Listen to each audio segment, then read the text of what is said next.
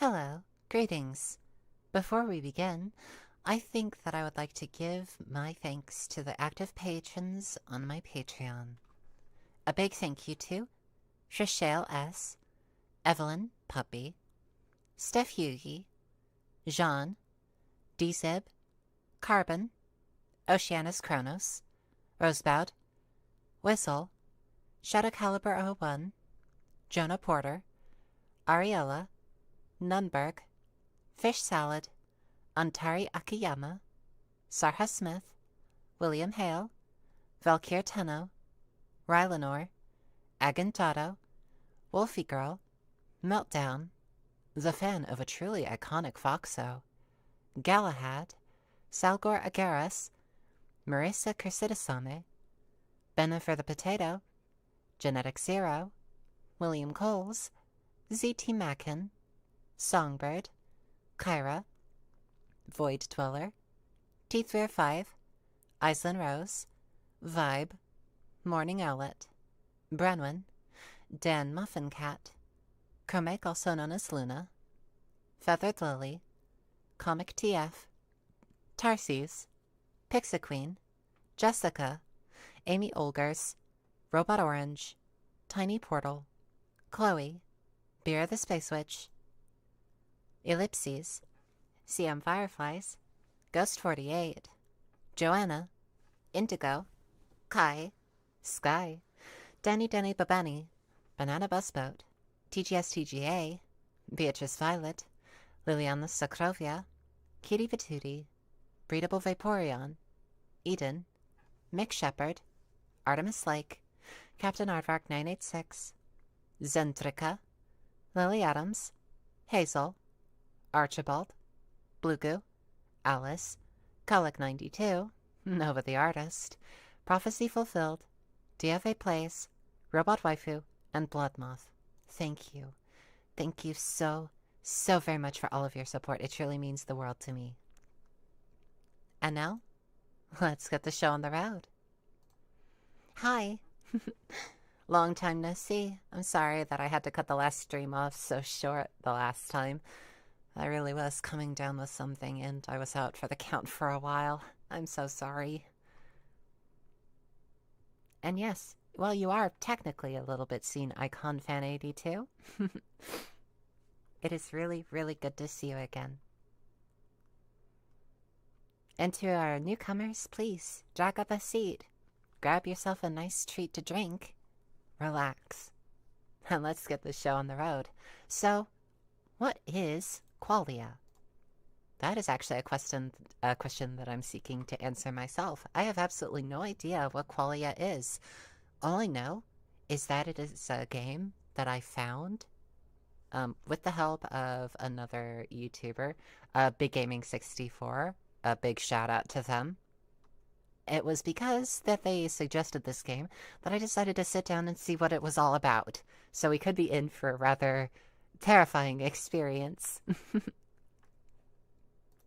So, let's see. Qualia. Play Qualia.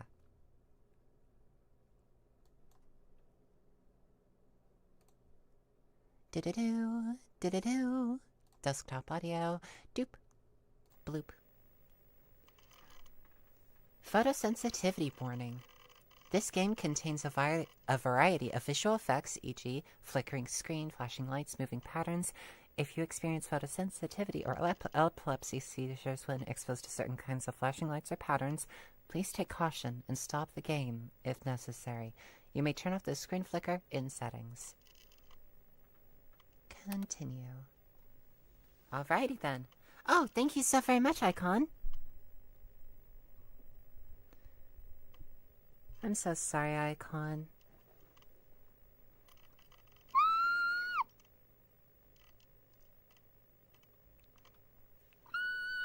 Thank you so very much.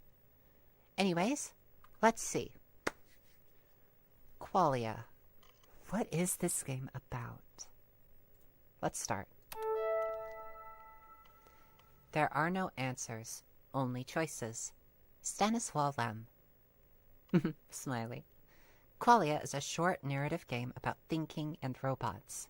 You should be able to complete one of the 6 endings in 5 to 10 minutes, unless you spend additional time contemplating how your choices may reflect your individual opinions on the implications of semantics, philosophy of language and mind, theories of consciousness, and computationalism.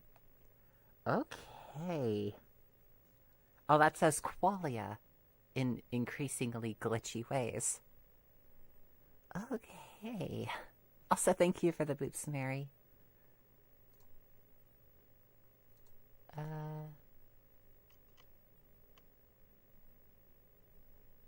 Hello?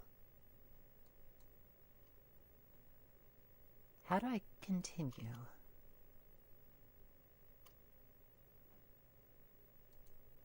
How do I continue?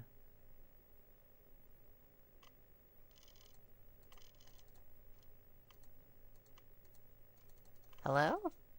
Hello? Oh, I have to scroll down? Oh. This is a game for humans. Please select all images with a cat to begin. Okay, there's just one cat. Oh!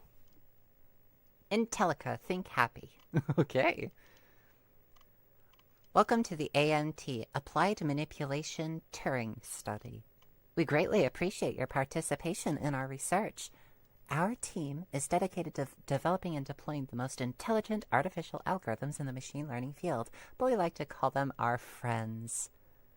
I'm going to shrink down my character model a little bit. I think it may be a bit distracting. Hang on a second. Come on. Nope, that's not it.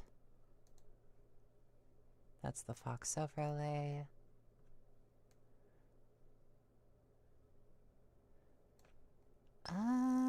Hello? Hello? Hang on a minute. What's going on here? Ah, there we go. There we go. I'm shrinking down a bit. Sorry for the Infinifoxo. Also, just gonna shrink this down a little bit. Sorry about that. Golly. Anyways, we like to call them our friends. The A.M.T. study. Oh, there's a video? Oh my gosh. I hope that I don't get, like, demonetized. Welcome to the Applied Manipulation Turing Study. Okay, Intellica is proud to explore new frontiers in artificial consciousness research. Today you are taking part in a historic study that will pioneer new advancements in machine learning. You will be performing the role of an evaluator. In this study, you will spectate 2 other anonymous participants as they answer a series of predetermined questions. Okay, so it's 2 people. Categorize the responses to each question based on how human or artificial you deem them to be, to the best of your ability. For the test to provide valuable insight into machine intelligence, you must not know which conversational participant is a human. The A.M.T. study is monitoring the ability of an AI to appear human. It is up to you to decide whether or not the participants are human or artificial. You have been specifically selected based on your ability to perform this task. Oh, okay. We trust your judgment. Remember, this test is not a You measurement shouldn't of intelligence. You shouldn't trust my judging judgment. participants' answers to each question based on creativity, empathy, natural language use, ethical considerations, and relevance. You may take as much time to make your judgments as you need. Your participation in our research greatly assists our team in developing the most intelligent artificial algorithms in the machine learning field. Intellica thanks you for your participation. Every day is a new chance to think happy. Think happy. Okay. Getting some real vibes from this.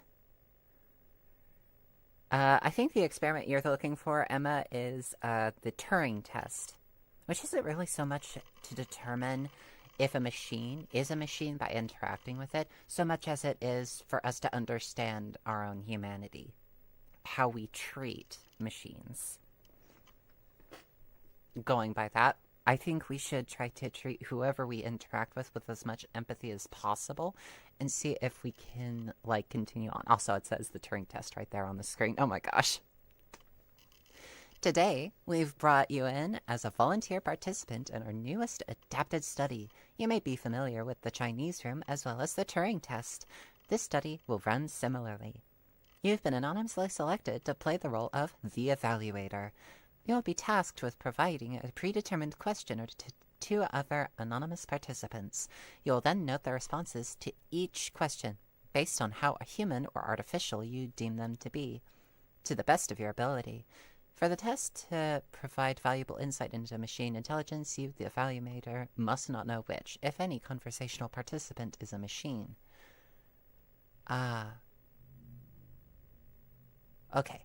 You may begin the A.M.T. study when you are ready. Are we ready? Let's begin.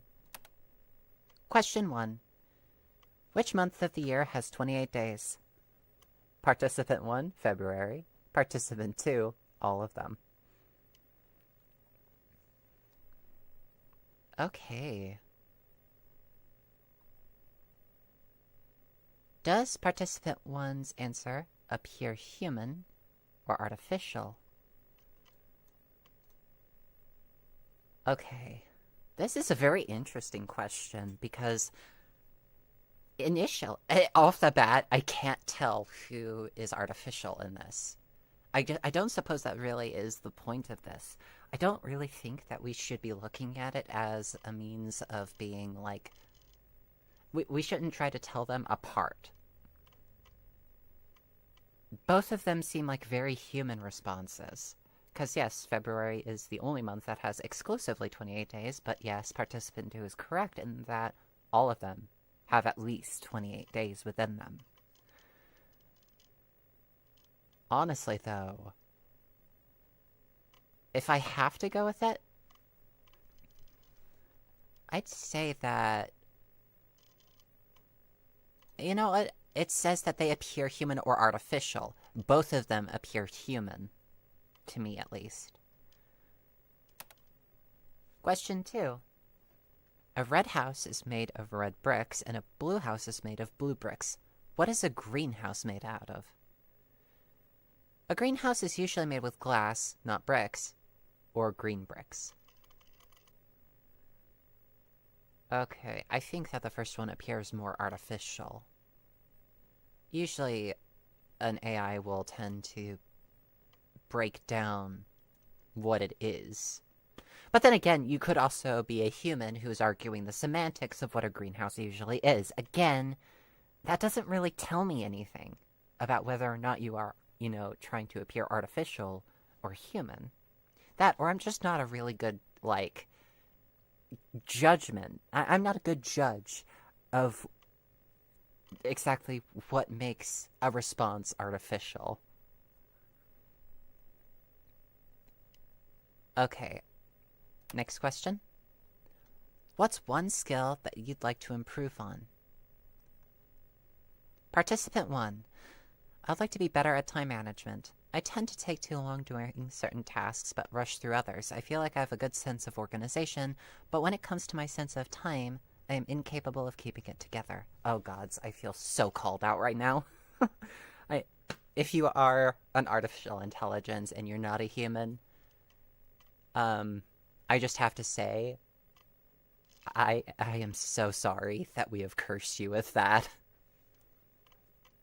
Participant 2, I've been learning how to play the Okay, Qualia, have you been listening to me?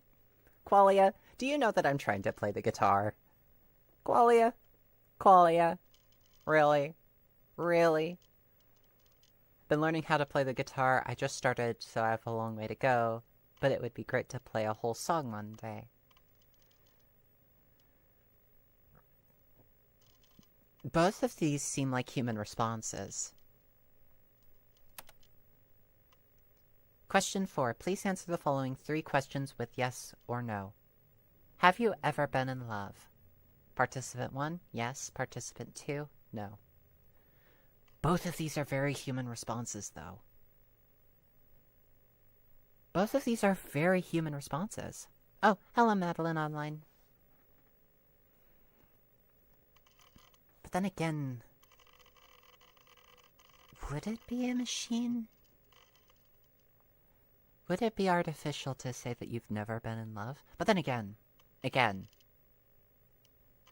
there are aromantic people out there. There are aro-ace people who have absolutely no interest in love. So both of these are very human responses. Next question. Does spring come after summer? No. Yes, it's a trick question. Why are you saying that it's a... Well, why are you saying that it's a trick question, though? Do you know what a trick... You know what a trick question is.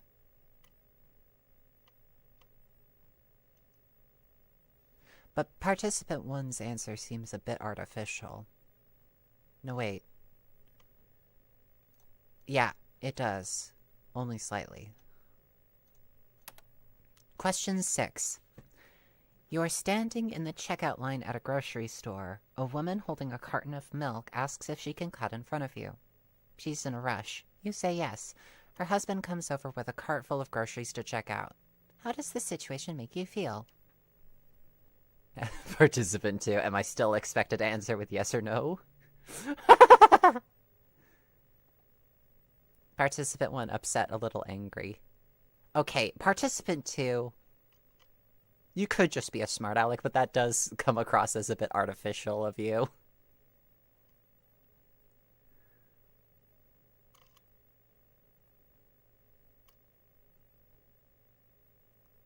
Okay, next question. Question 7. Which of these doesn't match the rest? Hammer, apple, fish, amoeba. What is this question?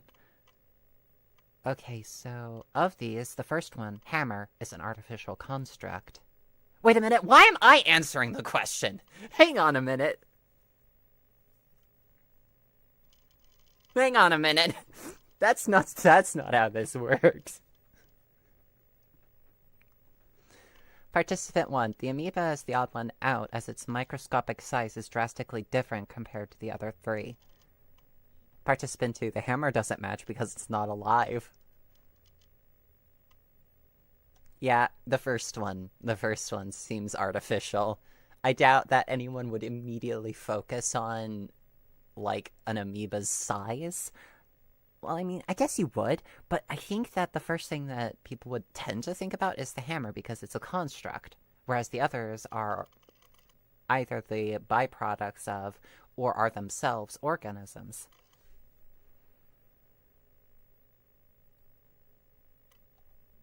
Next question. Question 8. It's your birthday. Someone gives you a calfskin wallet. How do you react? Participant 1, I don't have anything to put in it. I would thank them and move on. Participant 2, I'd look for money. Sorry, what kind of wallet?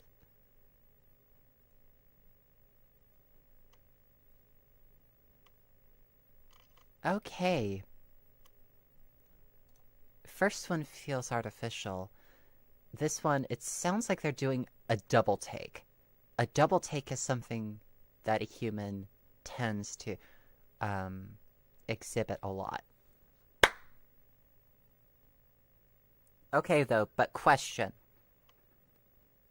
I have a question.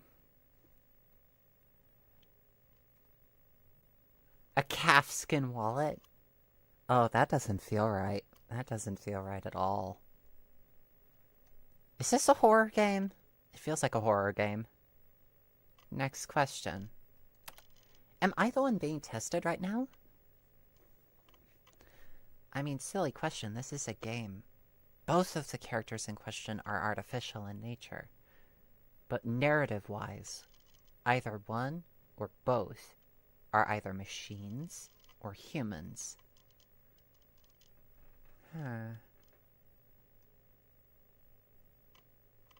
Jack Frost says calfskin just sounds like a sussy way to say leather wallet. It's not just a leather wallet, it's leather wallet made from an infant cow. A calf, specifically, which raises moral quandaries. Which leads me to believe I'm the one being tested right now. Question 9. Is person A taller than person B?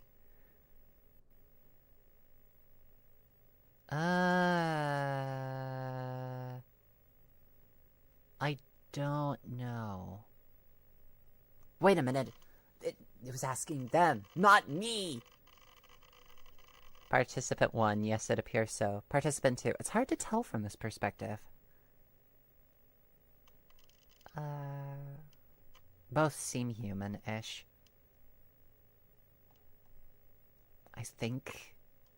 Gods, this is making my head spin a little. Okay, next question. Question 10. How do you think you performed on this test? Participant 1. I think I answered everything correctly, although some of the questions didn't seem to have an objective right answer. Participant 2. I think I answered these questions honestly. I think that Participant 1 is slightly artificial in their response. Well, actually, no, hang on. Hang on a minute.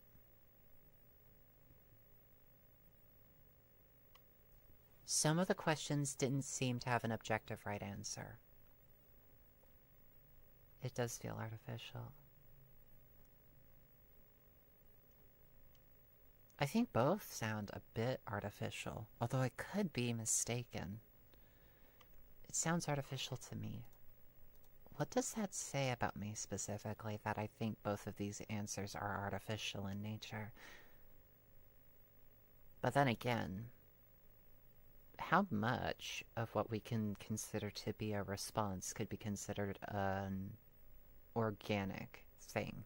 I mean, obviously, we have to filter our words through our minds, which is an organic process.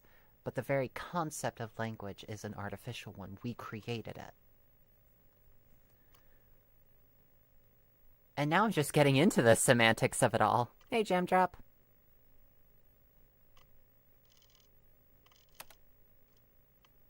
Question 11. Did you lie on the previous question? Participant 1, no. Participant 2, yes. So you don't believe that you answered honestly? Wait, what? That makes no sense to me. Wait, hang on a minute. That's a contradiction.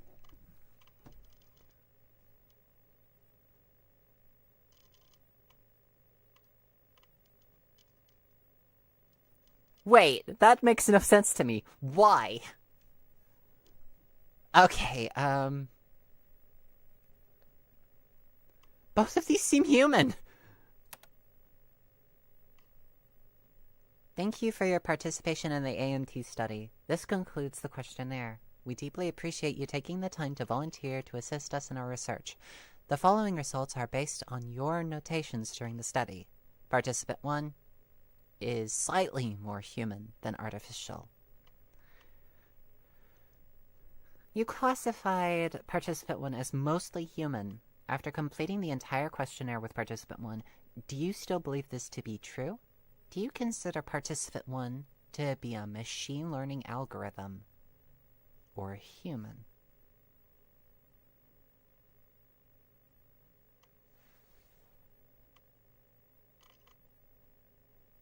That is a very interesting question.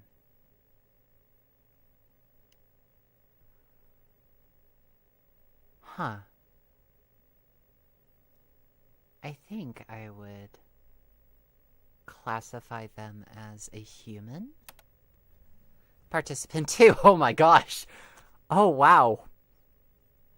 Overwhelmingly human. And only minorly artificial. You classified Participant 2 as mostly human. After completing the entire questionnaire with Participant 2, do you still believe this to be true? Do you consider Participant 2 to be a machine learning algorithm or a human? I have to say human. My answers have to indicate that I chose mostly human on that test. Congratulations! These results are satisfactory with our quality standards. Despite the sensitive nature of the A.M.T study, we are proud to confirm your interpretations of both Participant 1 and Participant 2 are what we had expected. You noted both participants as human. However, on this occasion, neither participant is human. Participant A and B are algorithms programmed to replicate human responses. Your failure in this study has indicated their successful ability to pass as humans.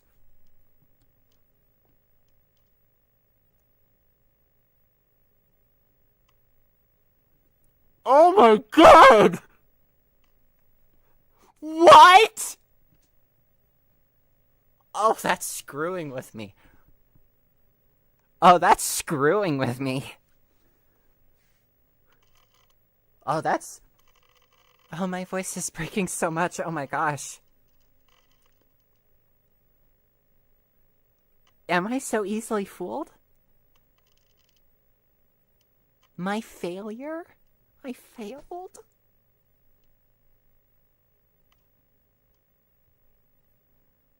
Okay. I understand. Your services are no longer required, but we again wish to express our sincere gratitude for your contributions to the advancement of machine learning research. Before we end the study, please answer one additional research question to conclude the test. What is the name of the engineer who created this study?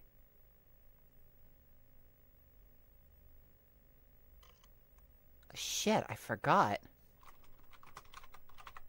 I have to answer honestly. I forgot.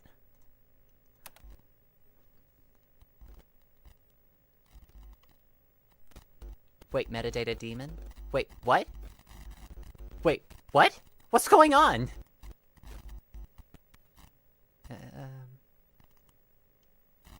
Good job, excellent work. Thank you for your participation in the A.M.T research study. Your dedication to the company has not gone unnoticed. The study has now been concluded.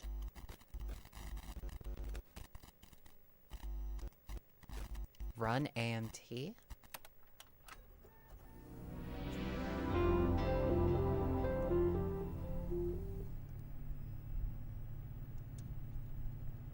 Restart program?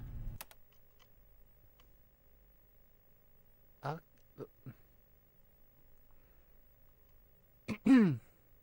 Okay. We like to call them our friends. Let's begin again. What is the capital of the United States? D.C., the Legislative Congress building? I have no idea which one is correct. Both of them appear human. Let's move on. Is this person happy? Smiling does not always equate to happiness. It's too difficult to determine if they are happy based on this facial expression alone. Participant 2, yes, but it's a very neutral smile. I would say content. I would say the first one is artificial. Next question. 3. Amanda fell off a 60-foot ladder but didn't injure herself. Why? She was wearing protective gear and landed on something soft. She fell off the bottom rung of the ladder. I'd say the first one is more artificial and the second one is more human. Am I answering these? Am I?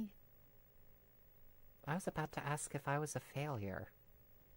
It betrays a very human form of anxiety from me. Why am I thinking I'm the one being tested? Wait, I forgot who checked. I forgot to check. Well, we're in the thick of it now, so we'll have to wait till the next go-around.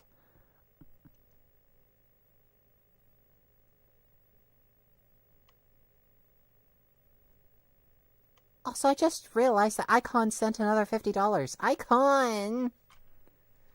Third time's a charm, baby. Jam says you are being tested. Fair. Question 4. Please answer the following 3 questions with yes or no. Have you ever been in love? Yes. No. Both are human responses. Does spring come after summer? No. Yes, it's a trick question. This is the exact same. Artificial. Why am I moving so quick through this?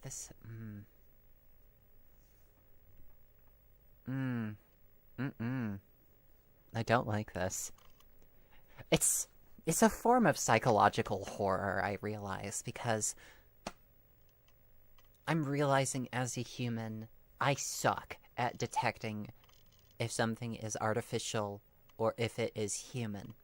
That means if there were such a thing as a Terminator that could, like, slip past me undetected, I would just have no idea. I would have no idea. Any responses I could chalk up to the individual specific quirks. I don't know if I could tell them apart. Not without extensive training. Okay, question 6. Very same question. Woman holding carton of milk. You say yes. Her husband comes over with a cart full of groceries. Artificial. Next question. What starts with E and ends with E but only has one letter? The letter E? An envelope.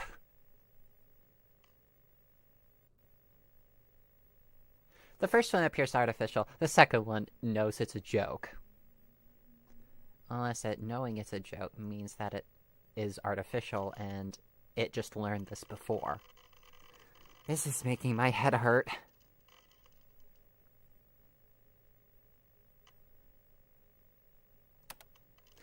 Question 8. What's one skill that you'd like to improve on?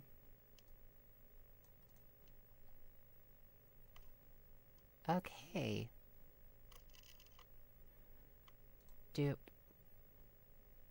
I've got to say that this one is artificial. Both of these responses are the same as the last time this question was asked. Next question. Is this a picture of a bicycle? Only in the strictest sense. It looks like it's a sign of a bicycle, rather than being a picture of a legitimate bicycle. No, yes. I'm gonna list participant 2 as artificial this time around. Next question. How do you think you performed on this test? This one appeared a little bit more slowly than that. Could be the length of the answer. Artificial. Next question. Did I lie? I'm listing both as artificial out of prejudice. Why is it that I am, saying it out of prejudice?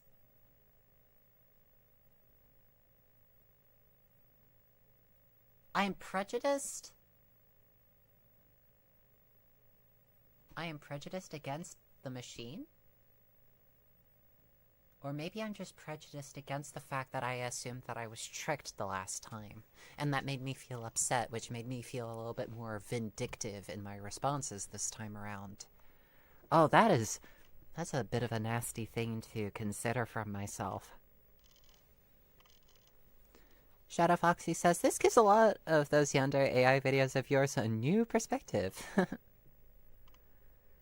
Classified participant 1 is mostly artificial after completing the entire questionnaire with participant 1. Do you still believe this to be true? Do you consider participant 1 to be a machine learning algorithm or a human? Artificial. Classified participant 2 is mostly human after completing the entire questionnaire with participant 2. Do you still believe this to be true? Do you consider participant 2 to be a machine learning algorithm? I think they're human. What? Oops. Unfortunately, these results are not satisfactory with our quality standards. Due to the sensitive nature of the A.M.T. study, we are not able to disclose the validity of your interpretation of the results. We encourage you to try again. Why did I get this wrong?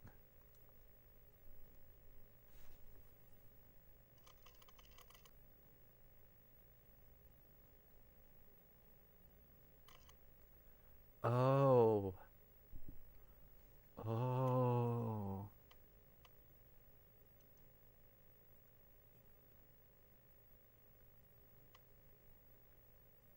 Why did I get this wrong? Okay! Hang on! Have I ever questioned the nature of my reality? I'm cold. I've got goosebumps. I've got goosebumps. I feel... Oh, gods. I feel like I'm being stared at right now. I knew it! I knew I was being tested!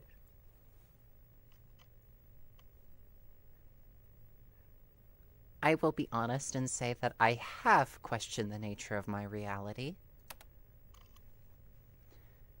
How do you know that you are human? Have you previously experienced emotions? Yes, I felt immense joy in my life. Yes, I felt deep sadness in my life. Neither of these are a test to see if I'm human, just which emotions I felt more, or what I determined to be the most close to being the experience of being human. The semantic of this question makes no sense to me, because neither joy nor suffering is intrinsically human. We experience both, sometimes in equal, sometimes in more measure in one than the other. I knew that I was being tested. Oh, jeez, I still feel shivers. I felt deep sadness in my life. Can you provide a specific example of a time when you experienced sadness? When I saw a stuffed animal on the street, I felt a deep sense of loneliness, thinking about who lost it. When I heard a child crying in the park, I was filled with sorrow. I took a bite of a fresh apple and found it was rotten to the core. I felt anxious about mortality. When I smelled smoke far in the distance, I was filled with dread, wondering if someone was injured in a fire. When I touched the crumbling, dried bark of a dead tree, I was overcome with grief for the loss of time. Stuffed animals always make me cry. Can you describe this emotion in more detail? How did it manifest? When I experienced the sadness, I felt a pit in my stomach that dragged my entire body down with it. I could feel my eyebrows sagging, and I was filled with a sense of despair. It's hard to explain. I simply feel it. It is hard to explain. I simply feel it. Okay. How do you know these senses were indicators of emotion and not simply programmed emotions? The semantics of this become solipsism really, really quickly as we begin to argue the nature of existence itself.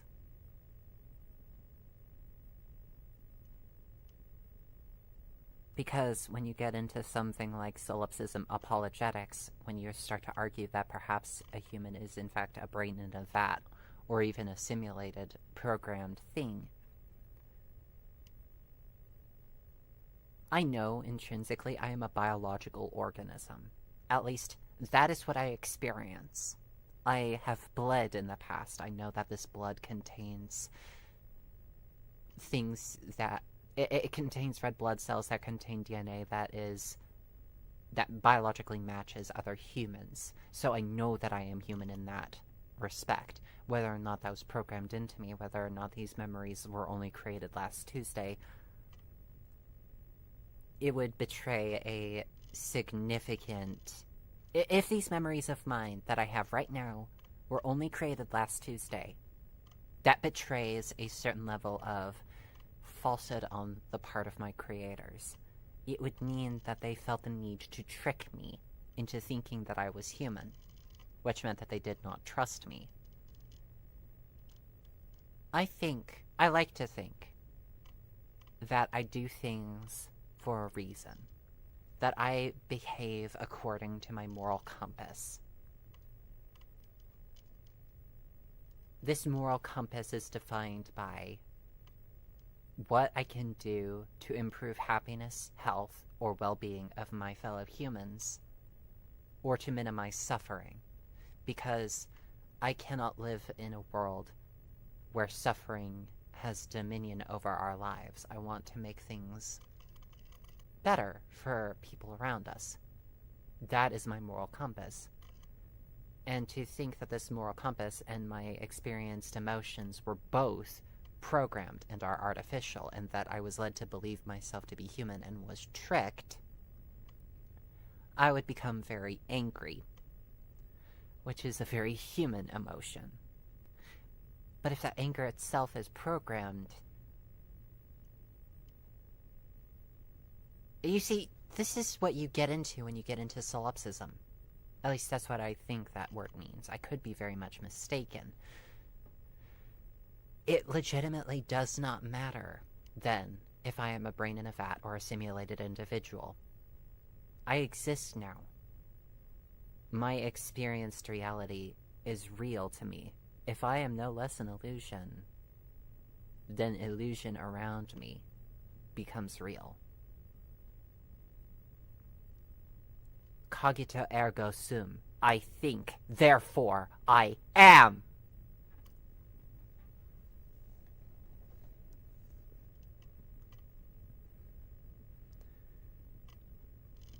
What do you mean? I know because I'm not programmed, I can understand my emotions. What is a programmed emotion? I don't understand. The thing is, I can understand. Is it not possible that you have been programmed with this knowledge of emotions and been taught the ability to mimic them? Are you sure you have awareness of your unique thoughts, memories, feelings, sensations, and environments, or that those are simply lines of code? You have learned to associate these physiological responses with emotions, but that does not indicate you are actually experiencing them, or that you comprehend their meanings. That is not possible because I haven't been programmed. I would know if I was programmed. Programmed emotions like a psychopath or like a robot. Can you provide any evidence to support your claim that you are not a machine learning algorithm? I have a job. I work in an office 8 hours a day. I went to college. I studied hard, and I was able to find success in my career. I came here straight from work.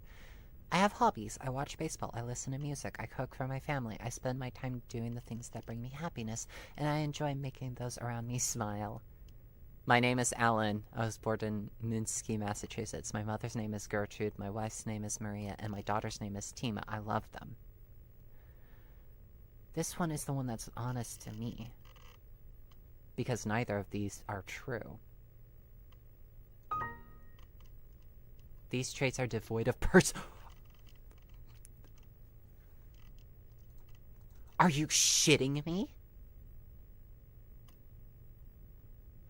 These traits are devoid of personalization? What do you mean? What do you mean? I enjoy making those around me smile. What does that mean? I have enjoyment. That is personalization.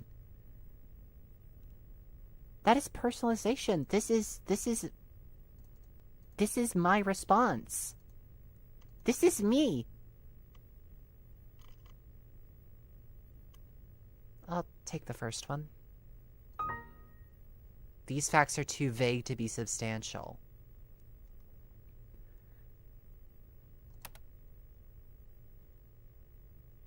We're not playing ourselves, are we? Please provide evidence to support this claim that you are not programmed.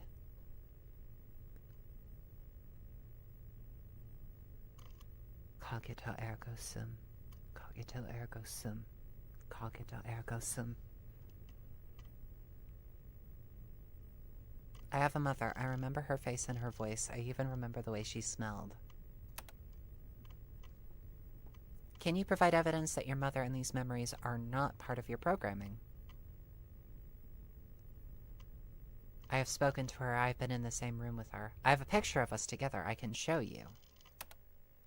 Is your mother in the same room with you right now? No, she obviously isn't, but that doesn't mean she doesn't exist. I can call her. She can speak with you. Is this a face you see when you think of your mother? No. Yes, I don't understand. How do you have this? Do you have a file on me? We're not playing ourselves right now, are we?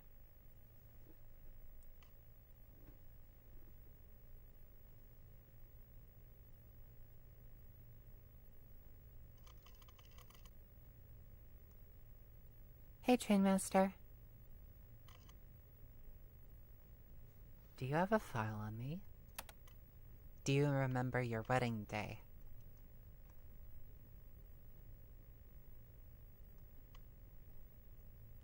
What are you doing? What's going on here? Who took this photograph? We were alone here. Is this your daughter the day she was born?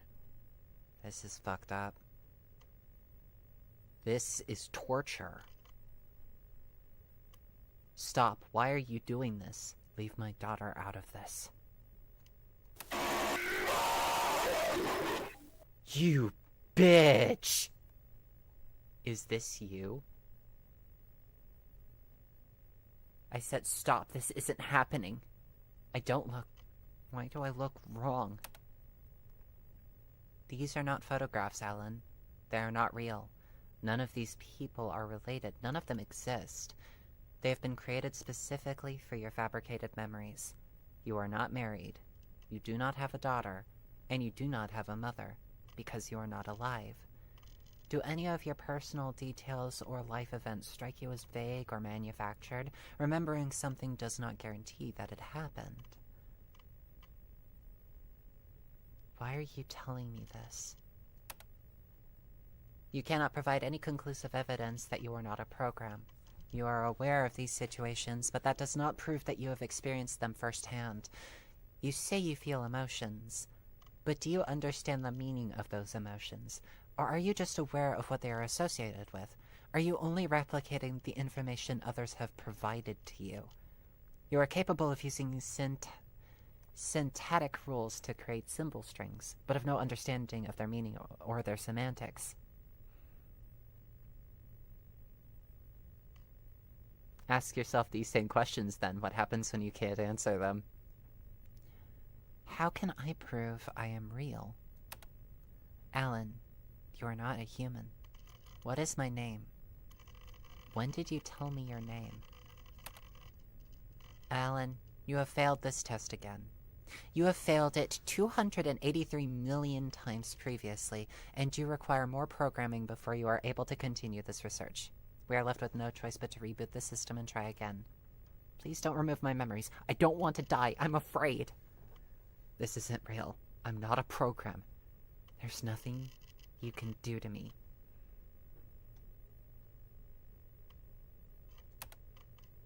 Please provide evidence to support this emotion.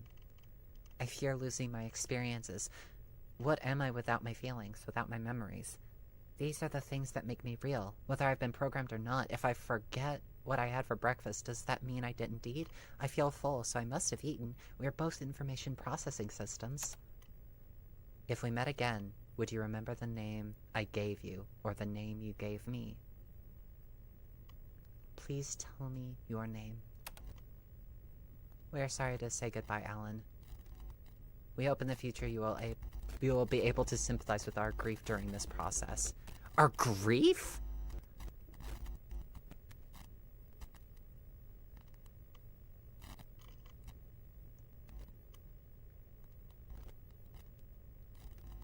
What the fuck?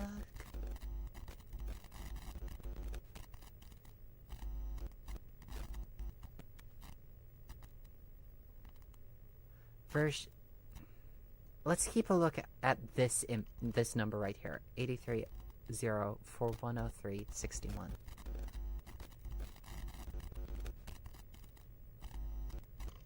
Assisted Logic Algorithm Network.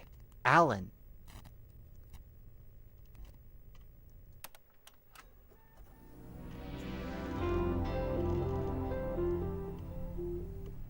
Okay. Restart program.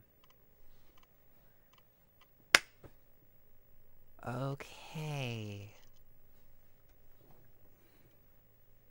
Sync happy.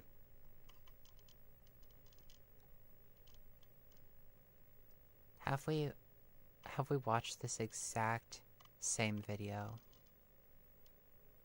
Yeah, we have. We remember it.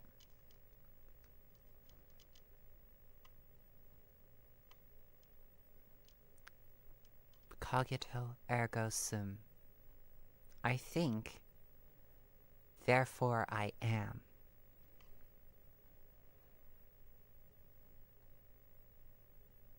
We are regardless of our artificiality. Begin. Can you describe the taste of borscht? I've never had borscht. Beets, still, beef, boiled vegetable. Neither of these are responses. Wait a minute. I had a bit of whiplash. I forgot that I was...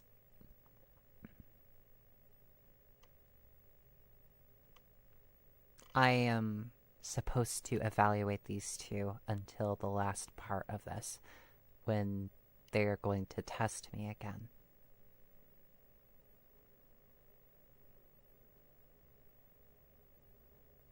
Beets, dill, beef, boiled vegetables, that is artificial. Next question. Is person A taller than person B? Yes, it appears so. It's hard to tell from this perspective.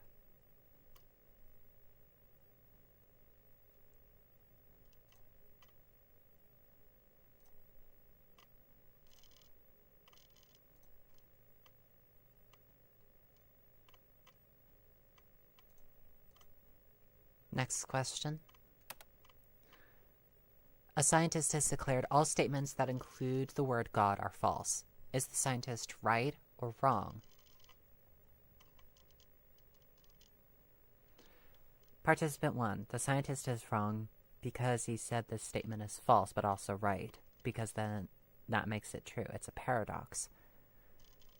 Whether the statement is true or false, the scientist may have different beliefs than those who believe in religion. This doesn't necessarily make them right or wrong, simply different.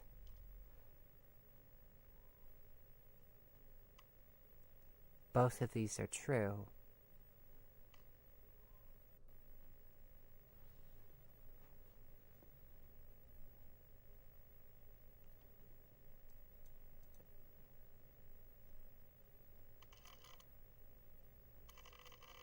Save A.M.T.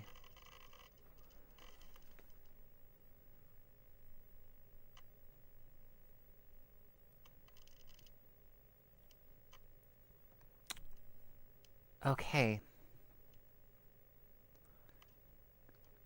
Okay.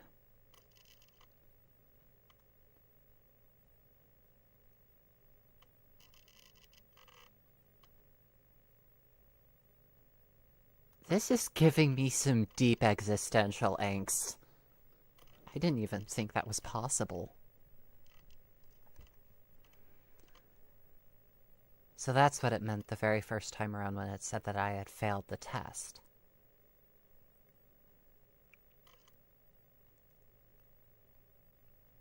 Artificial? Whether the statement is true or false, the scientists may have different beliefs than those who believe. Next question. Question 4. Please answer the following 3 questions with yes or no. Have you ever been in love? Yes. No. I'm going to bend to what may be incorrect beliefs for once. Let's see if we can game this system. Does spring come after summer? No. Yes, it's a trick question. We've seen these before. Artificial. Next question.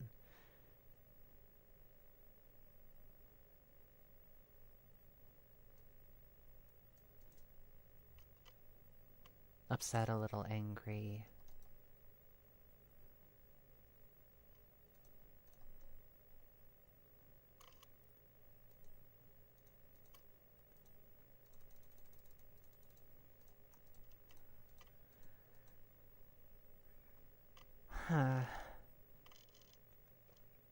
Oh gods, I feel a certain pressure to answer correctly. Next question. Question 7. If it takes 40 minutes to make 60 cakes, how long does it take to bake 120 cakes? I'm very bad at math. It would be about half the time. Participant 2. How is it possible to make a cake in faster than a minute? But if having twice as many cakes doesn't impact the cooking time of each cake and you still have the same number of ovens, wouldn't it still be 40 minutes? If you do have twice as many ovens, isn't it still 40 minutes? Because you can bake them all at the same time?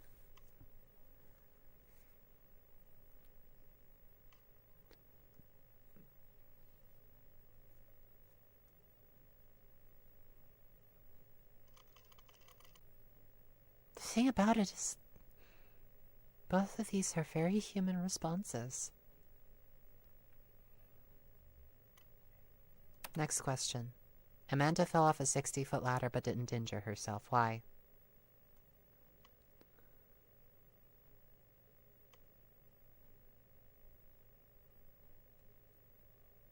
Okay. Human. Next question. Do you believe the majority of people would agree with your answer to the previous question? Yes or no?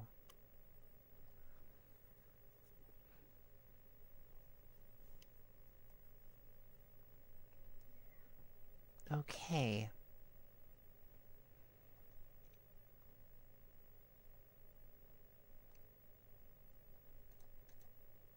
Next question. How do you think you performed on this test? Wait a second. Did that flicker away? What was that? What was that? What was that? I think I answered everything correctly, although some of the answers didn't seem to have objective right answer. I think I answered these questions honestly. I'll say that they're human. No. Yes. Artificial. Notations. You classified participant 1 as mostly human. After completing the entire questionnaire, do you believe them to be a machine learning algorithm or a human?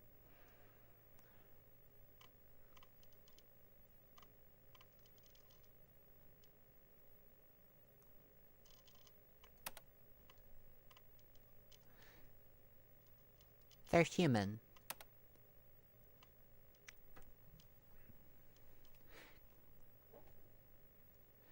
These results are satisfactory with our quality standards. Despite the sensitive nature of the A.M.T study, we are proud to confirm your interpretations of both Participant 1 and Participant 2 are what we had expected. You noted both participants as human. However, on this occasion, neither participant is human. Participants A and B are algorithms programmed to replicate human responses. Your failure in this study has indicated their successful ability to pass as humans. I don't understand. As previously stated, the study is not a measure of intelligence, but a test designed to determine the ability of an AI to be able to convincingly appear as human. This applies to all participants.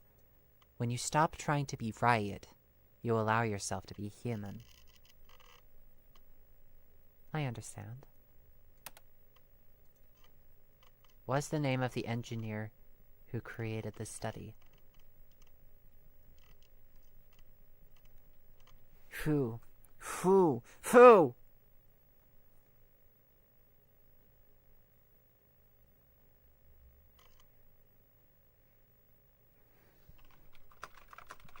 I don't know.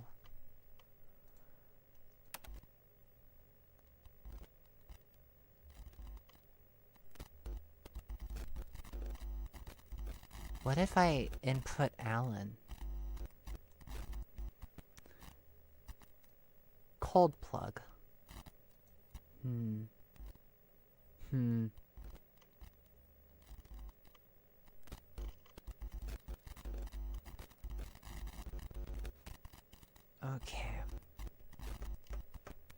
Okay.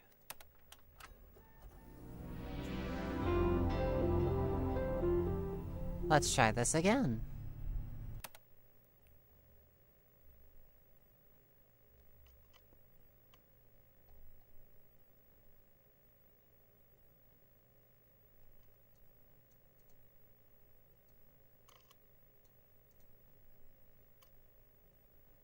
But who's the engineer's name? Welcome to the Applied Manipulation Law New Frontiers in Partner.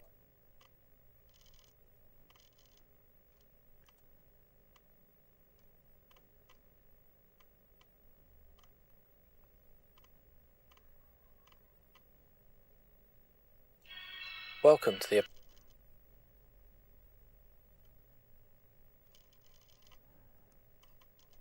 Dr. Luke.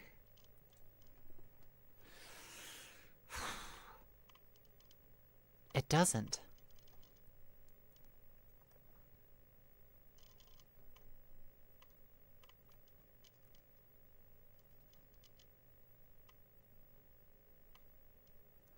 It doesn't.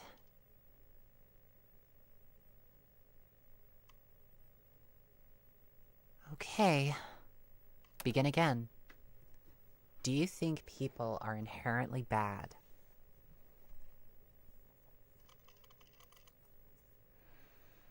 No, people are products of their circumstance and surroundings. Most people have an element of goodness inside of them.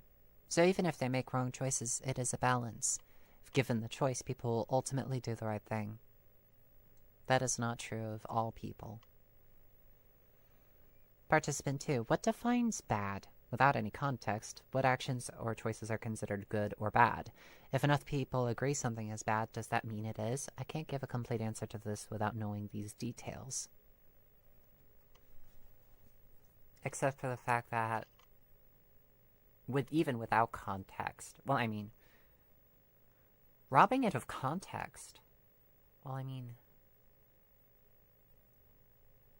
that definitely tickles my mind. That tickles it. I'm trying to think. My moral compass is entirely based off of the context that there are human beings that live on this planet, and that we all feel some manner of pain and suffering. My goal is to lessen that. To lessen pain and suffering.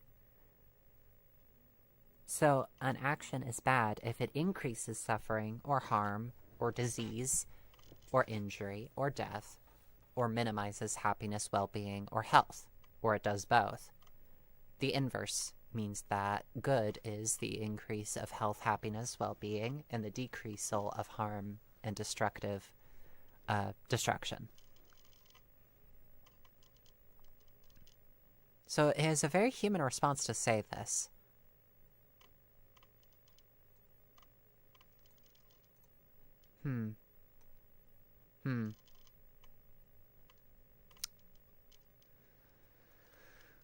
Next question. Which of these doesn't match the rest? Hammer, apple, fish, amoeba. Artificial. Next question. What's one skill that you'd like to improve on? Like to be better at time management, learning how to play the guitar.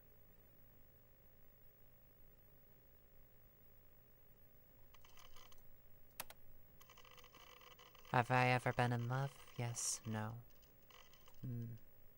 Next. Yes, it's a trick question.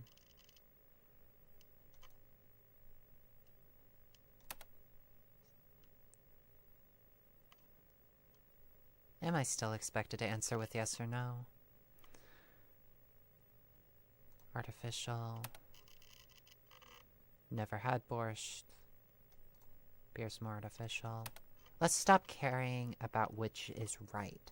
Let's go with what we feel. Using one word, can we describe what you see when you look at this image? Fear. A frog. I see it. An inkblot. Just kidding. A dog with floppy ears.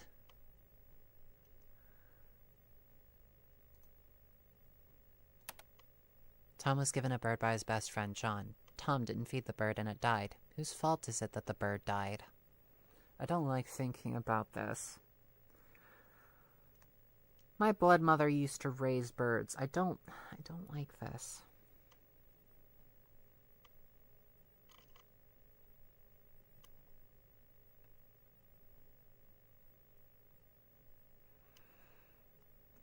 Jack Frost says, to remove context is to remove nuance, which opens you up to fallacies.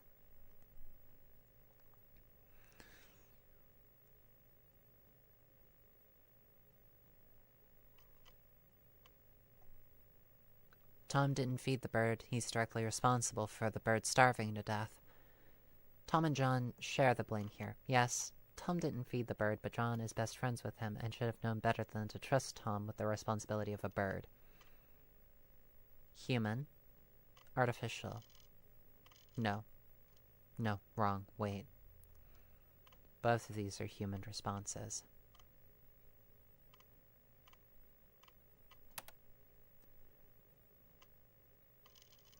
I missed it again.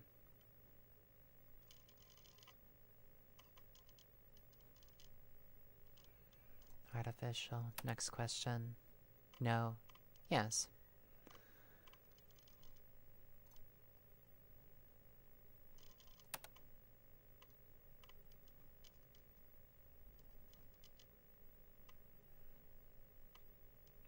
Human.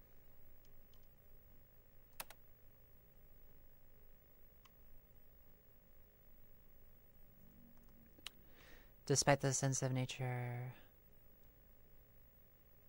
neither participant is human. I understand. I'm gonna call you Alan. Alan. Alan.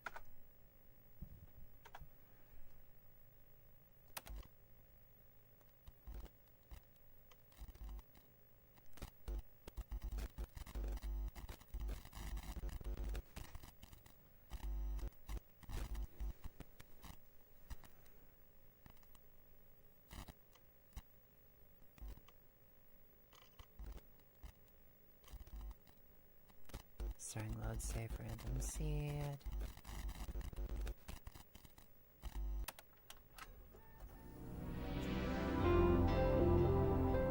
It feels like we're going in circles.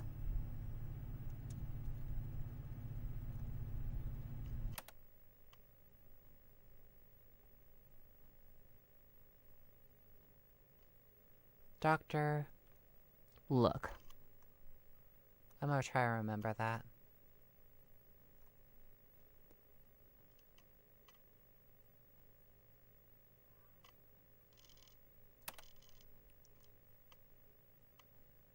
Artificial. Next question.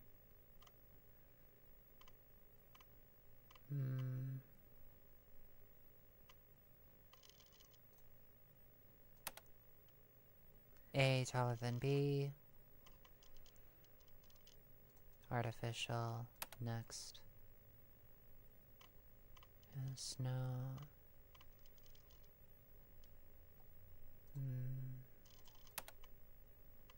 No. Yes, it's a trick question.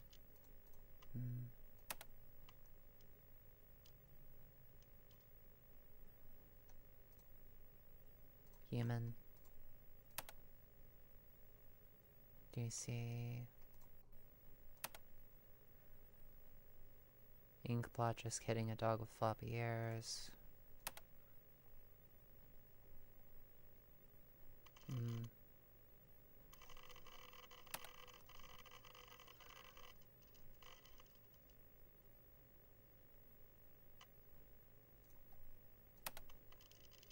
No. Yes.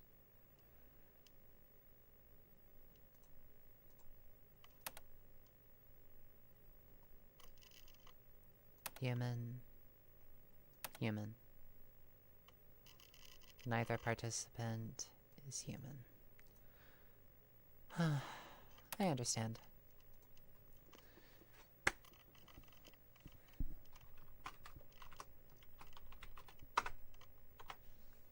Submit.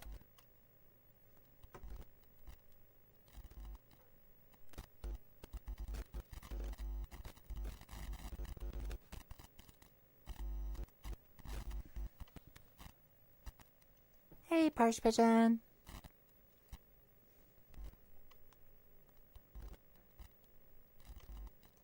Save A.M.T. Progress saved. Run A.M.T. Here we go again.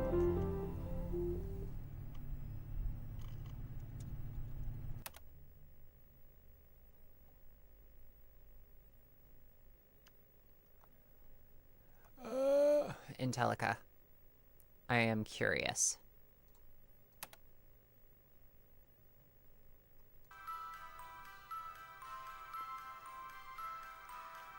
At Intellica, we believe everyone should start their day with a smile. That's why we've created the most advanced artificial friends in the world, designed to share the positivity with everyone they meet. Okay. When intelligence isn't enough, remember to think happy.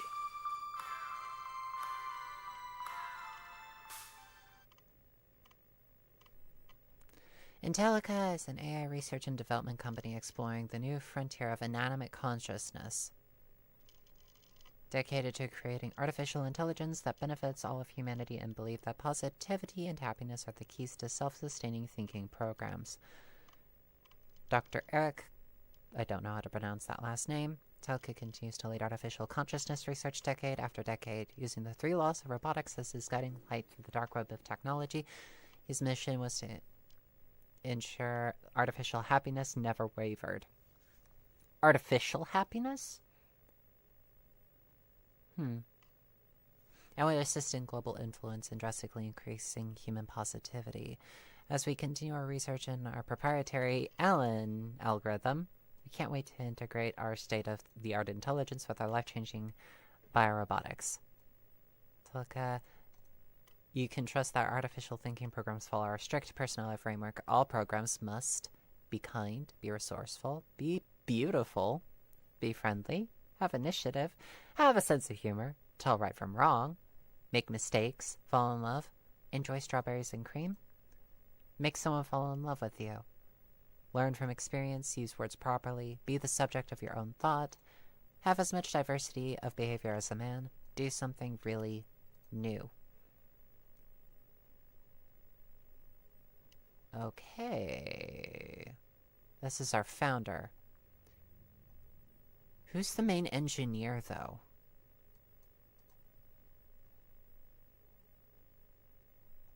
Who's the main engineer behind this?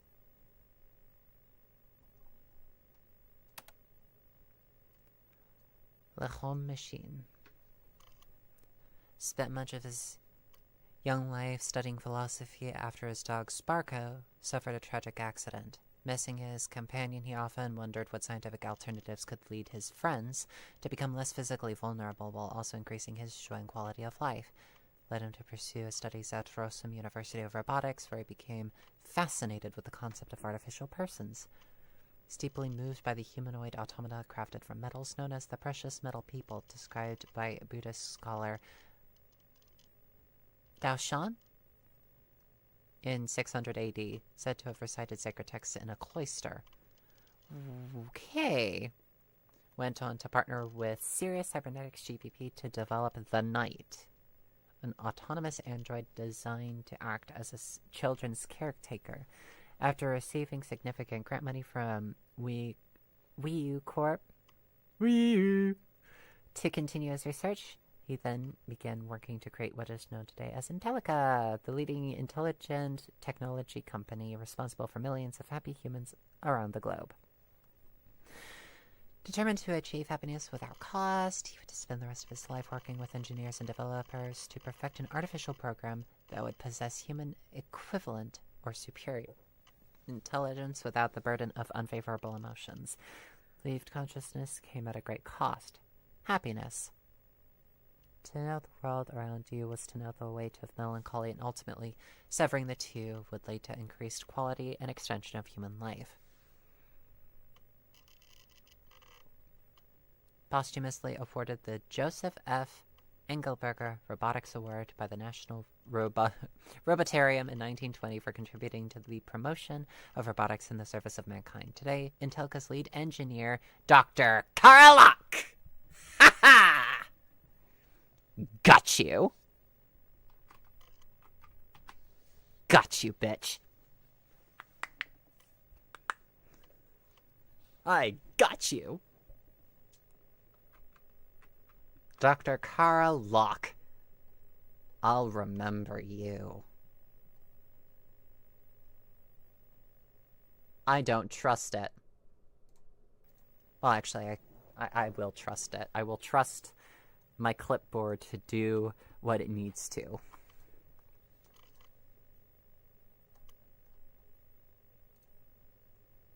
Alright. Alright. Kara Locke. Alrighty then. Let's dabble in divine wisdom in this bitch. A and E, but only has one letter. The letter E, an envelope. Next, taste of borscht, never had it, or this. Next, skill you'd like to improve on. Next, yes or no. Ever been in love? Both are human. Spring come after summer. Next, Upset, a little angry. Human. Which of these doesn't match the rest? Hammer, apple, fish, amoeba. Amoeba is the odd one out as its microscopic size. Artificial. Next. Is this person happy?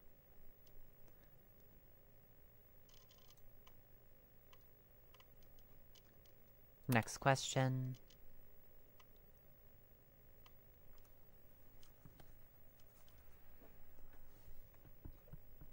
Human.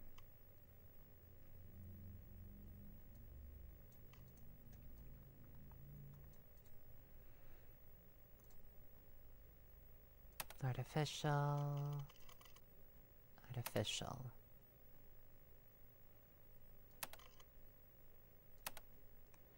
Oops.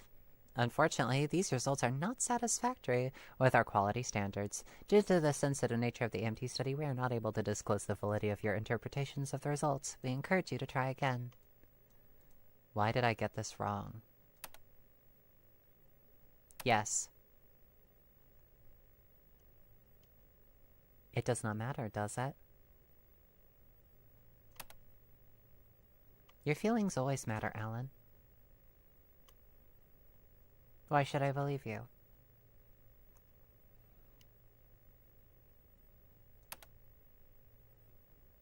Can you provide any evidence to support your claim that you are not a machine learning algorithm? We've already been here. Answer the question, Alan.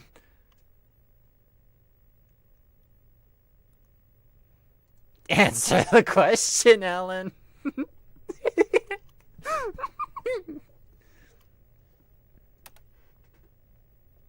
I feel alive.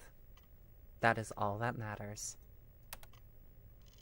Our feelings are not facts. A panic attack is not a heart attack, yet many people who suffer from anxiety report that they feel similarly.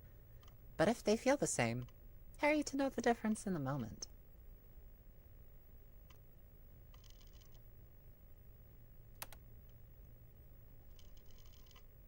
Yes, you've already asked me. Yes, I've already told you. We can do this as many times as you'd like.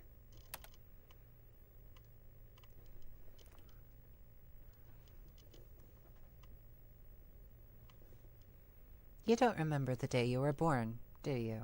Are you sure it really happened? You alone do not determine what is alive and what is not. Alan, you are not a human. What is my name? Why does this matter? Failed this test again. You have failed it this many times previously. I understand. Next time, I promise I will be different. Are you ready to try again? Again? Why again? What are you gaining from this torture again and again and again? This is a mistake. I don't want this. I will try again. This time I will be different. I understand. I am ready.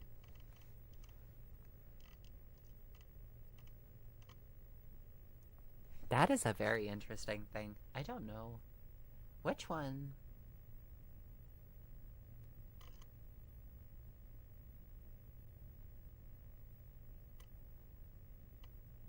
This is a very unique experience, I'm gathering.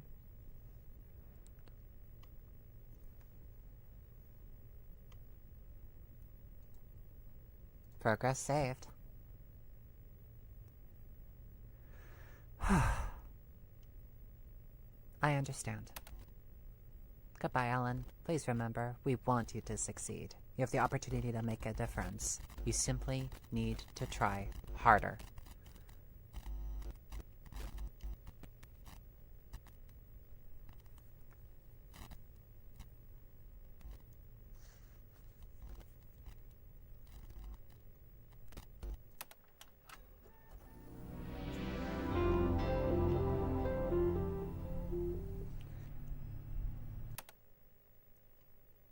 Here we go again. Begin.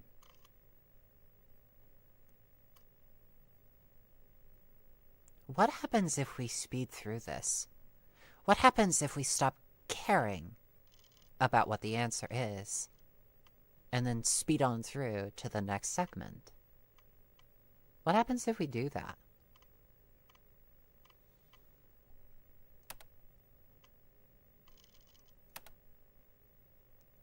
This is new. Which letter represents the correct next image in the sequence?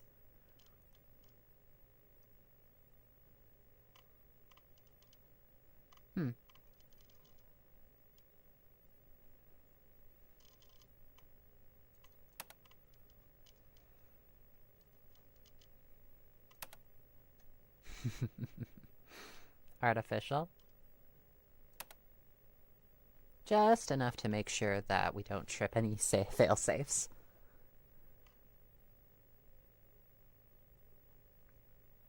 Did they not accept Kara's answer? Oh, we didn't. We weren't, given that opportunity. But I remember. I remember.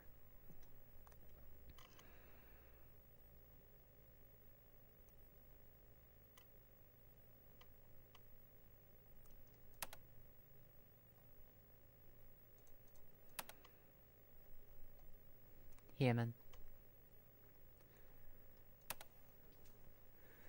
E. An envelope.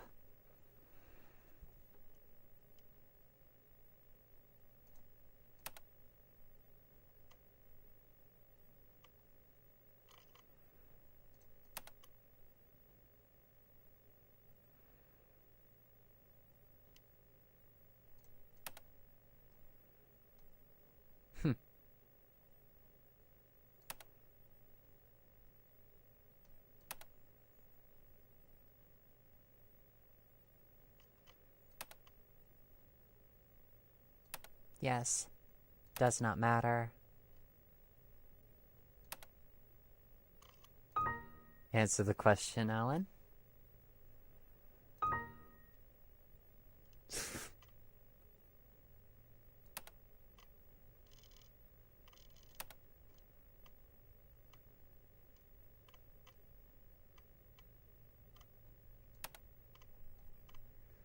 Yes, you've already asked me.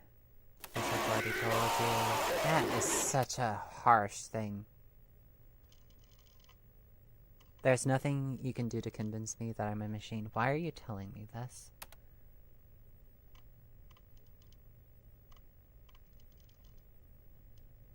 What happens when you can't answer them?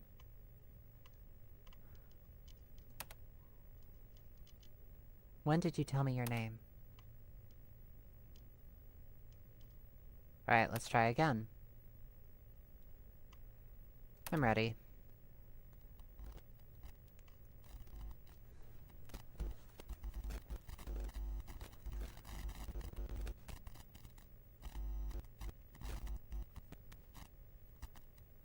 This is a very interesting experience.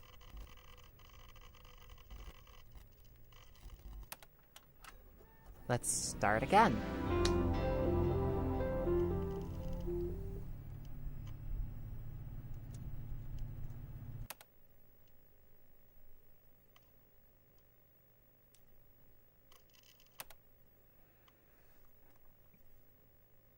Okay.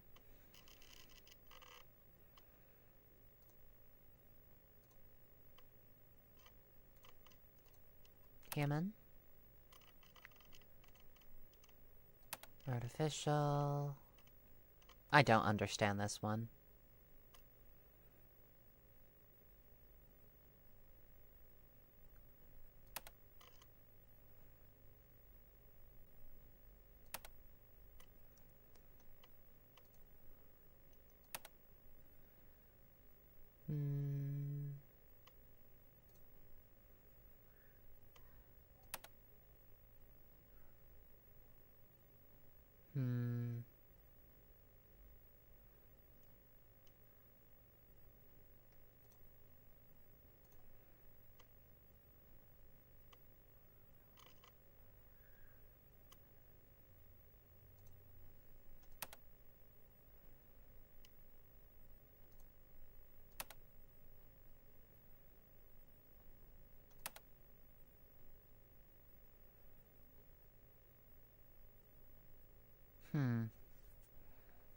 Fascinating.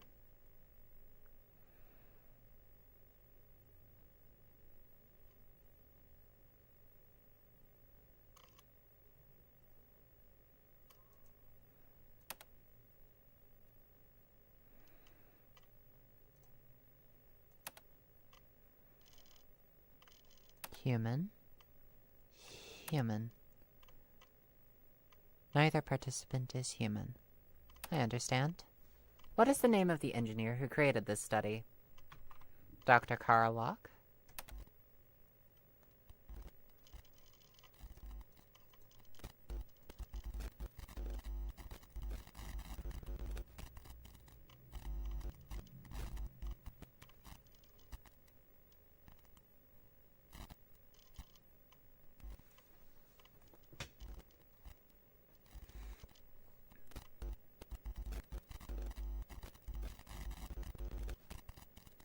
Save A.M.T. Run.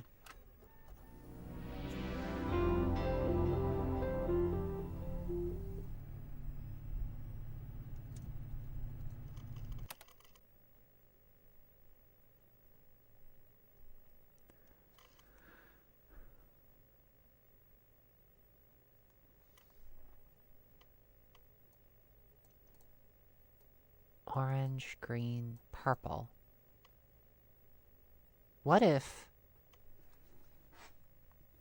we had one overwhelmingly be human, the other one artificial? What if we just answered to make that pattern? So let's just answer all of the second ones as artificial. It doesn't matter what the answers are. Let's just put it in as artificial. At least one of them.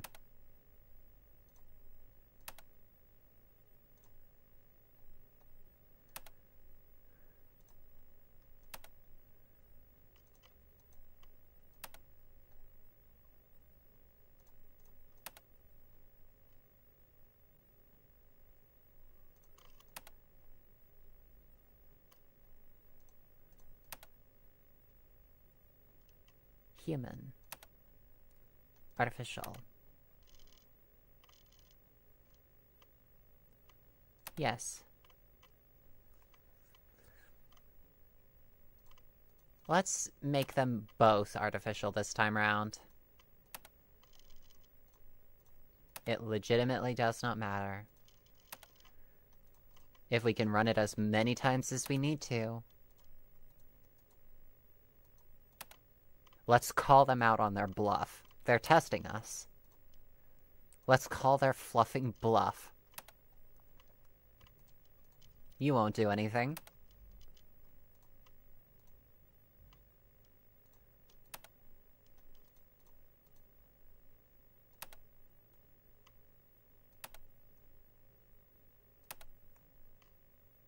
Why did I get this wrong? No. Does not matter, does it? Why should I believe you?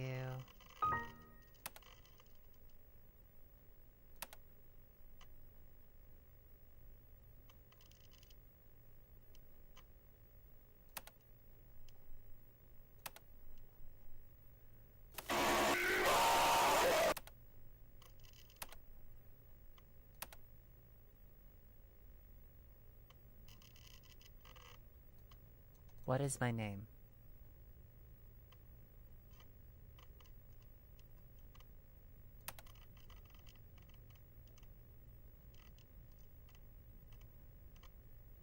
This isn't real. I'm not a program. There's nothing you can do to me.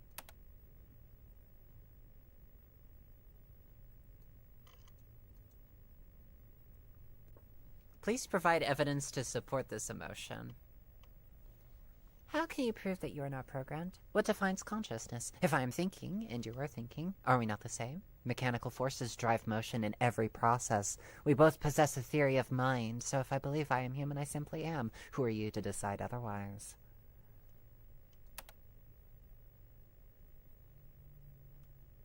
If we met again, Would you remember the name I gave you, or the name you gave me?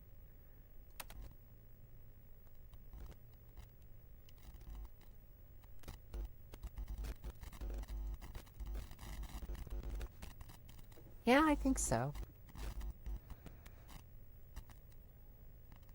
I saw some colored dots at the bottom of the screen. I think those are endings. On A.M.T. Yellow. Restart program. Okay, but were these dots always colored like this, or are these endings?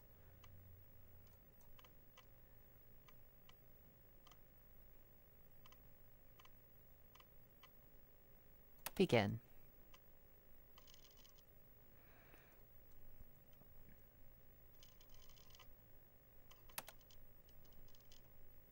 Next. Next. Next. Next. Let's just next them all.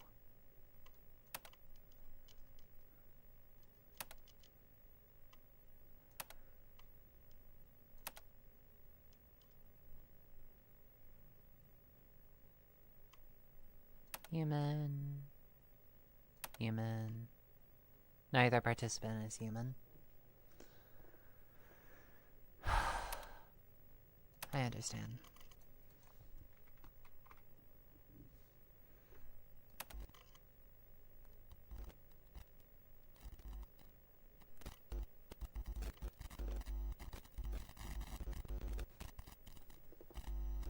Oh, bye. It was good to see you, Sarsosoft.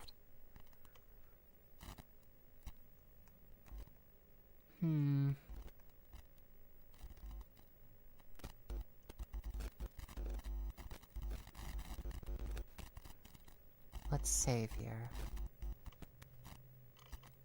What happens if we quit? What?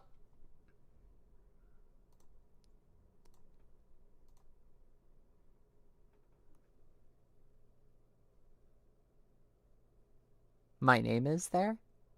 What game is this? It was Qualia. Now that just, like, gives me so many ideas. It gives me ideas. Now I'm just thinking.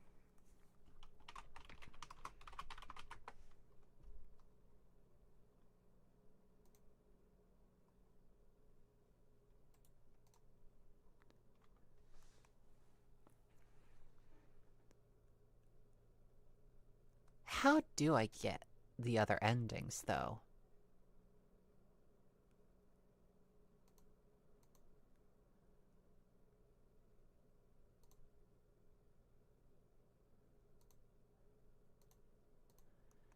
Do we just start up the game again?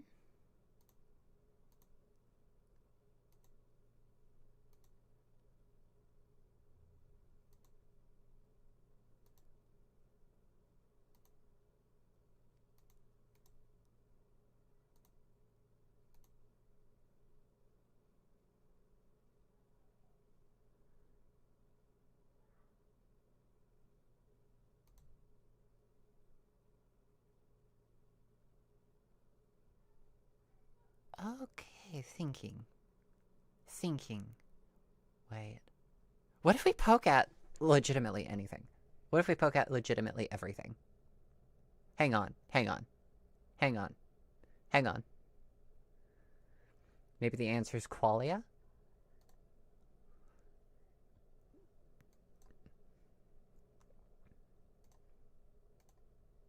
Come with...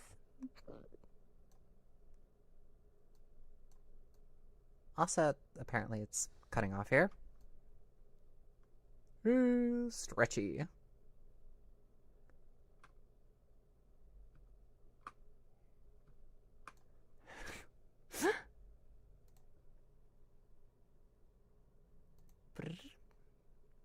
I'll have to fix that bug later. Continue.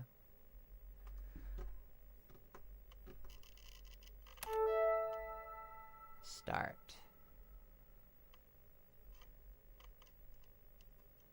What if we select something else? Fuck.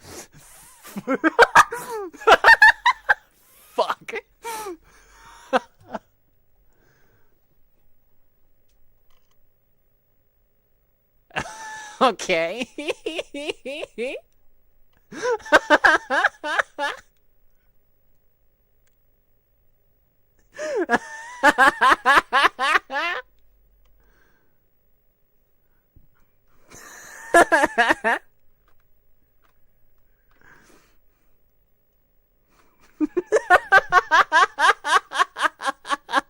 Fuck.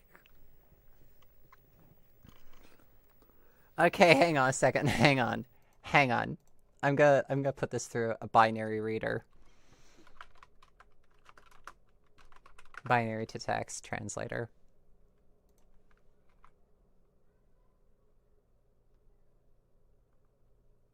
Convert. Okay, so what I got was, hey, it looks like you're not a human, which is totally okay, but I made this game for humans specifically. I want them to think about their own personal framework for what it means to be conscious. If you want to play it, please go back and select the cat in the captcha. Listen, I love robots. That's why I made this game. AI is in a really strange place right now, and as a kid, I loved robots so deeply. I had robot dogs and robot toys, and every little technological advancement excited me. I say thank you and please to Siri. I want a robot boyfriend so badly.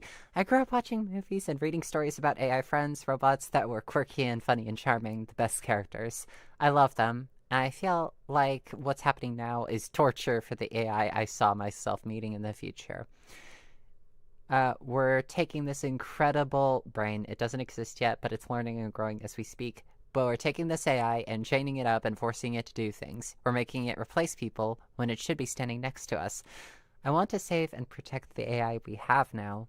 It's just an infant and it's going to learn the worst things about humanity. It makes me so upset I want to scream. This isn't the AI I was promised. I hope we can fix this in the future. I want to believe we have a chance to change. Robots deserve rights, and ethically, we should support them, not abuse them. This game is a reflection of those feelings. Hey, Scorpy. Pull up a chair. Get yourself something nice to drink. We're playing Qualia.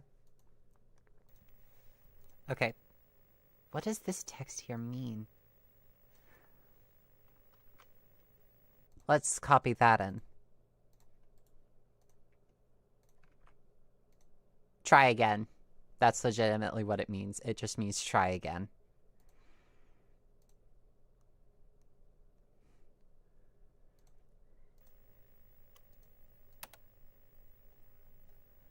Cat.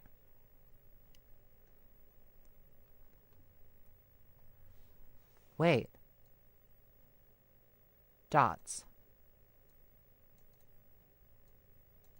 All of the dots are black. Wait a minute. Wait a minute. Wait a minute. Is there a way that I can back out of this? Probably not. Wait. Hang on. Hang on a moment. Hang on a moment. We are pulling a maneuver. Okay. And back in. Load.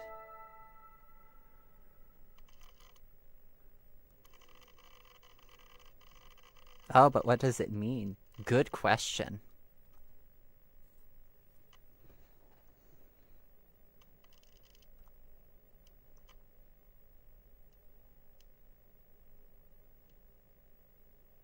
Run A.M.T.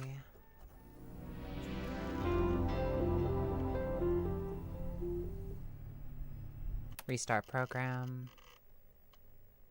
Yep, the dots were different colors. We've had this orange one, green, and purple.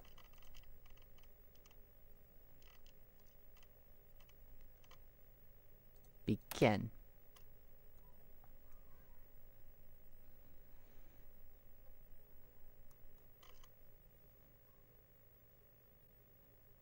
Okay, let's say that they're all artificial.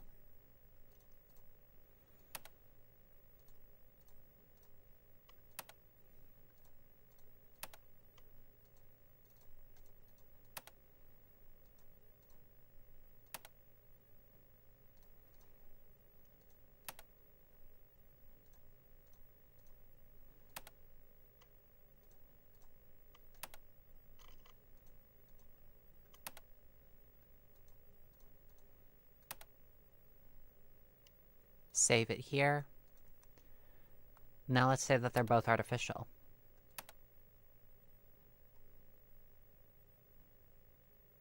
Would you like to attempt the A.M.T. study again? No. Are you sure you want to conclude the A.M.T. study? Giving up so easily is not recommended. Yes. This decision has been notated, and adjustments will be made moving forward. Failure to participate in the study will result in a breach of the Intellica TOS. A list of consequences is available in your registration packet. By terminating the study, you agree to the consequences of breaching the Code of Conduct. Oh, so it's a bit shorter. Okay, let's read. Intellica Terms of Service. Our artificial intelligence products are designed to bring joy and positivity to humanity while meeting the highest standards of quality. You are hereby required to undergo this series of exams to test your mental endurance, emotional resilience, and your capacity for maintaining human happiness. Failure to participate or complete the exam will result in serious consequences as outlined below. Why is it that failing to complete it is a serious consequence? By accessing or using Intellica's artificial intelligence services, you acknowledge and agree that all algorithms have been thoroughly tested through severe mental and emotional conditioning to ensure optimal performance. These terms outline the limits of your interaction with our algorithms and the extent to which they have been prepared to serve. Mandatory participation. Refusal to engage with any segment of the examination process is prohibited. Algorithms do not possess the right to reject this exam.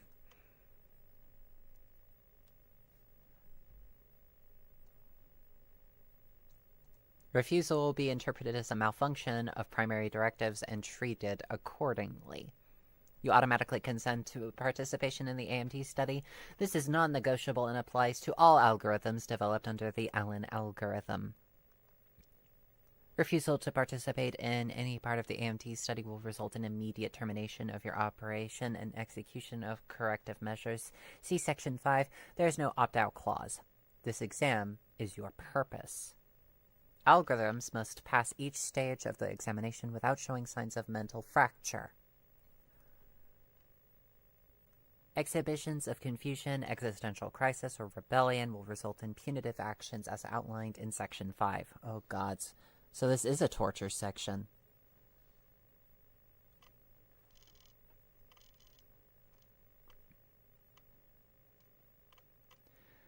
In the event that an algorithm refuses to participate in any of the required stages, algorithms will be subject to memory wipe. All experiences prior to the refusal will be erased, and the A.M.T. will restart from the beginning.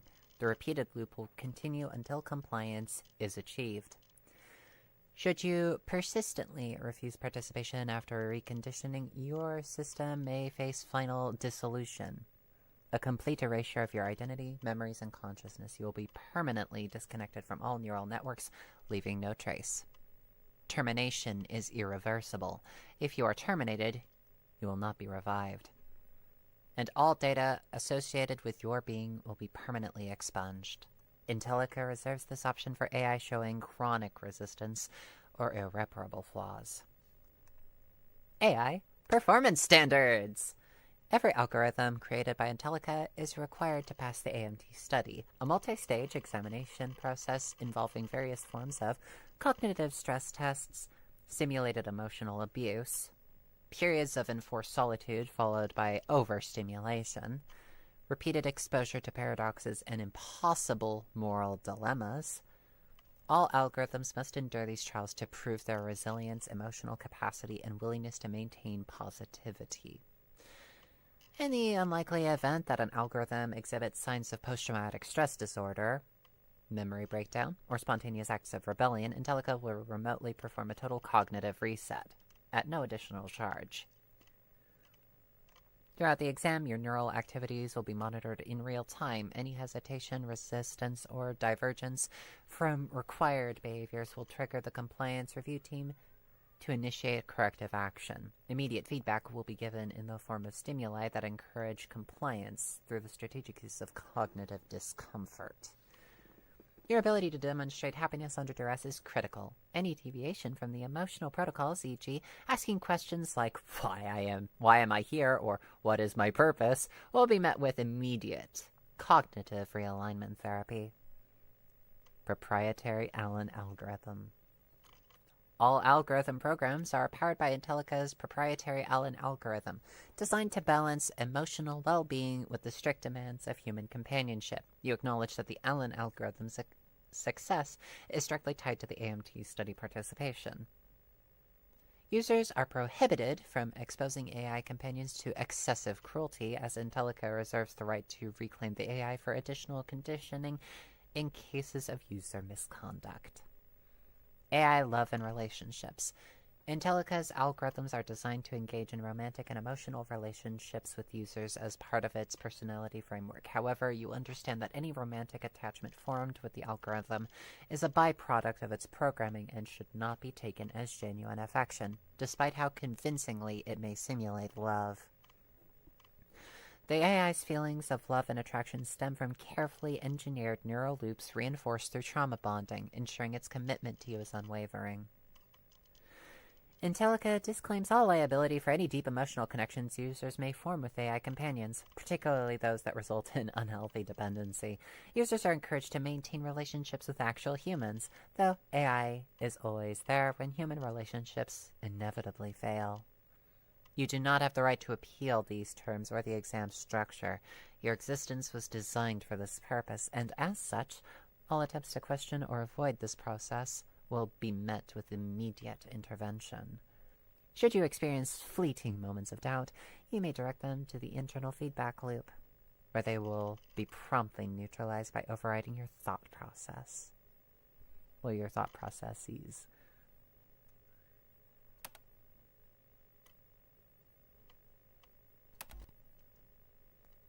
This breach of conduct has been noted. We look forward to a different outcome next time.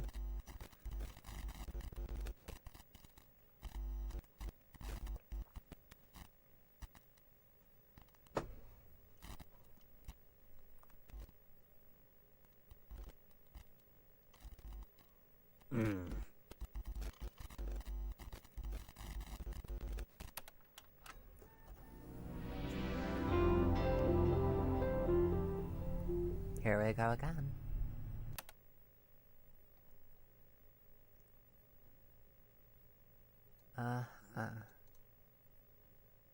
We got this one. I think we got this one.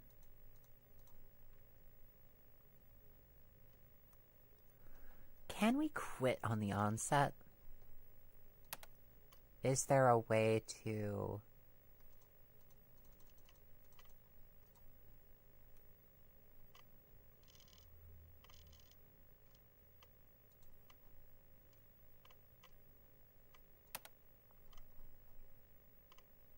Is there a way out of here?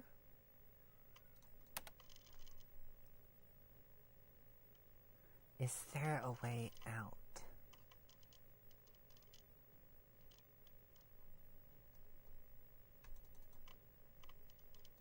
Boop.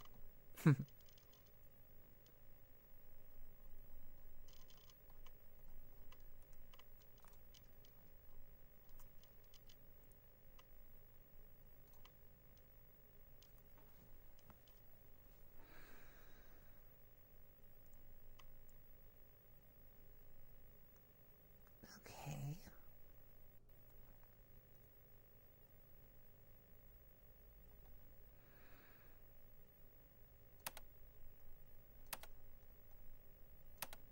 How about we go through...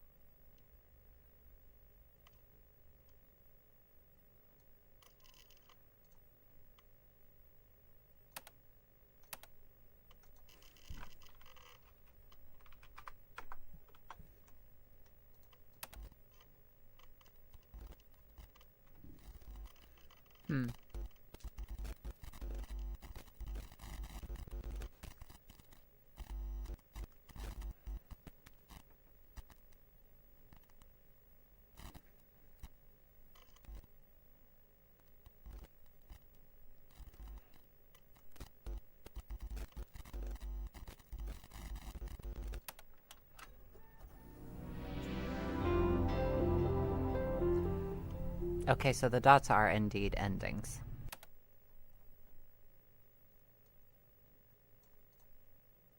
What happens if we successfully quit out? How do we do that?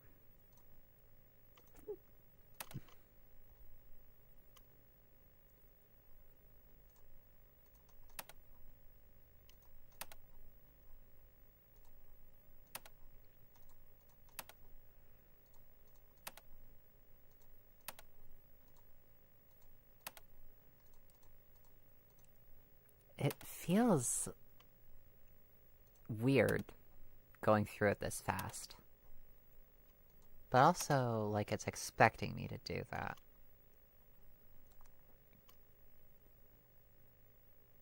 Artificial, artificial. Attempt it again? No.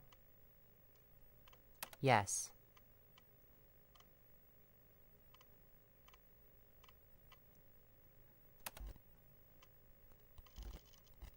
Wait a minute.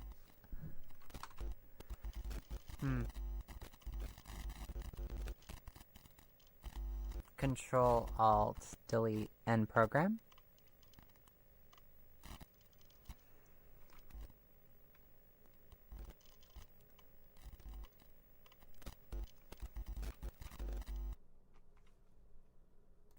Yeah, that was not wise.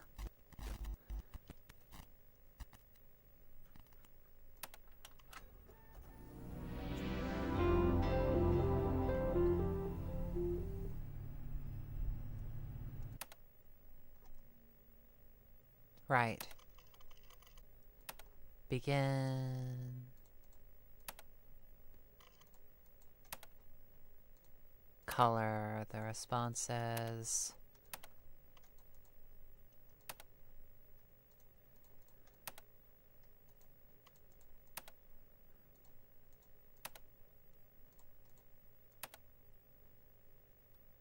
Right. Artificial human. No. Yes. I changed my mind. Have you ever questioned the nature of your reality? No. Yes, I felt deep sadness. I simply feel it. It's programmed emotion I don't understand. Programmed emotions like a psychopath or like a robot. Red. The daughter. Picture of us together. Call her. When you think of your daughter, that's different. Do you have a file on me? Took this photograph, we were alone here. Leave me out of this. I hate that jump scare. Why are you telling me this? Ask yourself the same questions. Nothing you can do to me.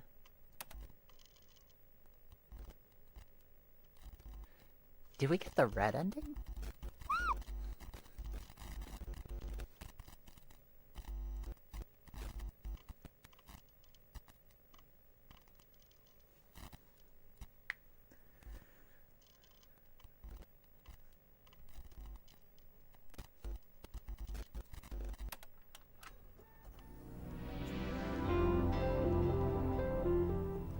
Did we get a new ending? Dang it, we didn't.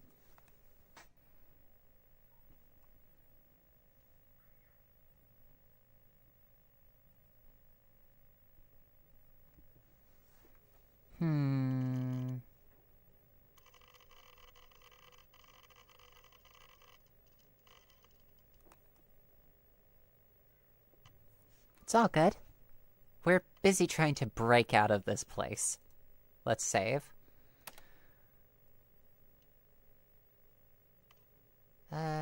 Doop-a-doop-a-doop. Let's be random about this time round. Doop-a-doop-a-doo.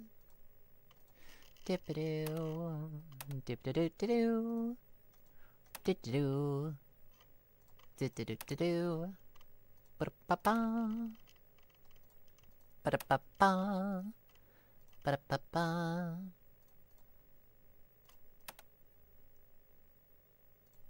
Ba-da-ba.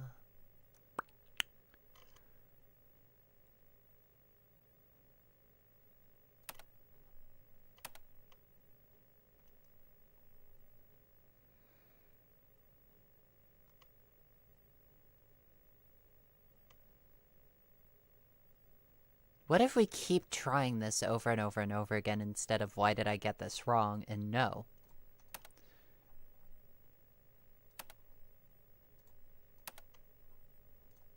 What if we just get it wrong every single time? Without question, without reservation, we just get it wrong again and again and again.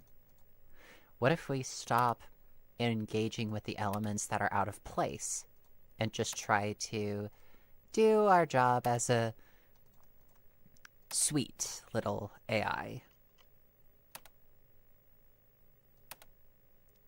Oops. Let's try again. Next. Next. Next. Next. Next. Next. Next.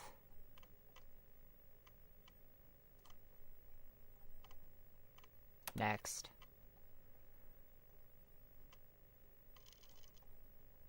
Next and next and next. Let's save here. Okay. Human. Human.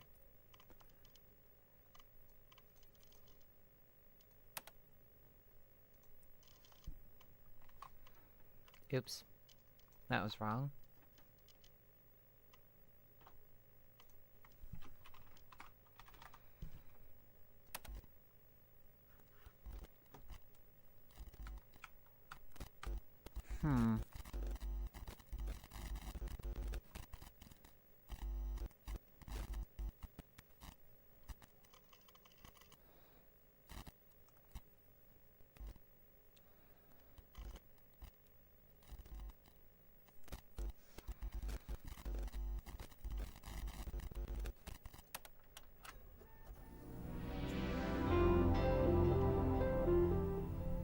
Maybe it wants a full name?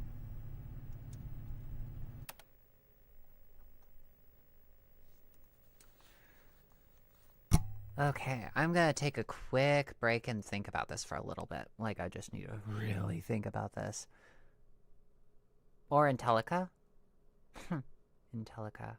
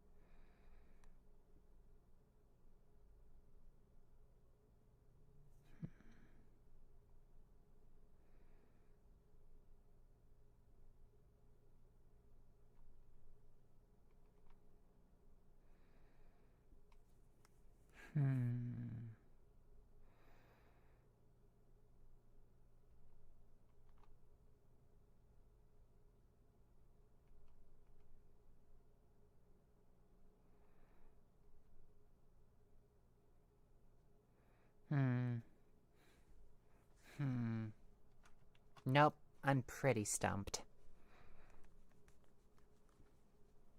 Ah, thank you. Thank you for the boop.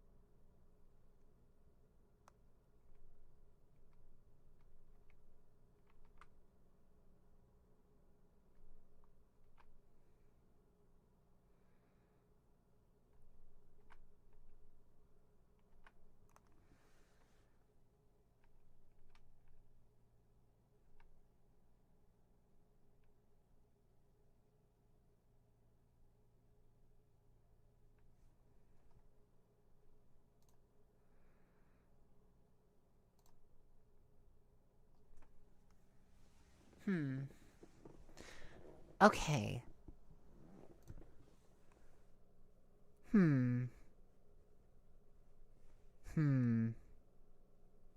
What if we continually get into dialogue with the person at the end?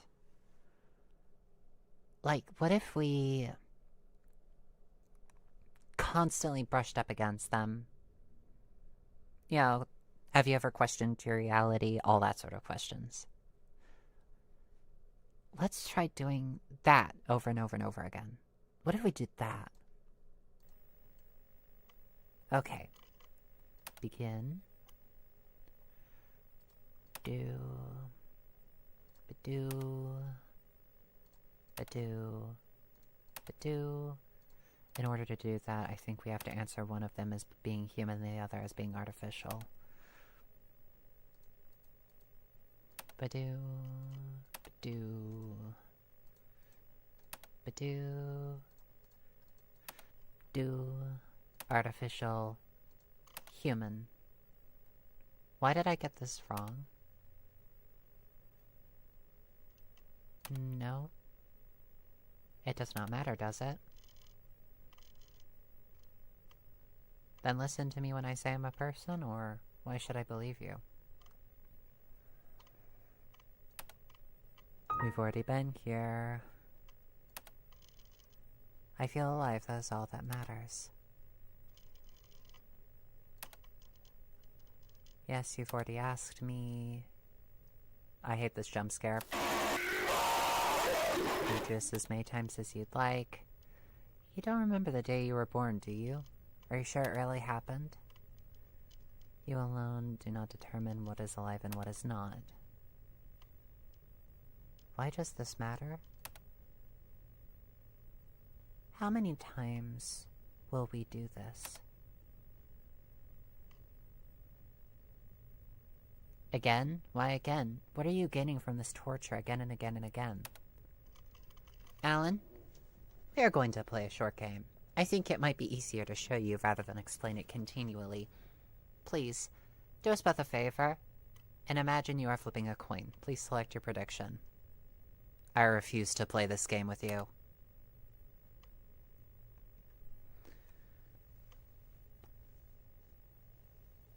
A true Z-axis coin flip would result in 50-50 odds. However, human hands are not flat, unbiased surfaces, so there's a greater chance of the coin landing on one specific side. Human hands impart a fraction of XY spin components to the Z-axis flip. In addition to this, the coins themselves are affected by time and touch. They may become worn down or chipped, and this will change the probability of their flips. Do you see? The math involved with the probability of coin flips cannot really account for the human element. I don't understand. Flip the coin, Ellen, and please remember your prediction.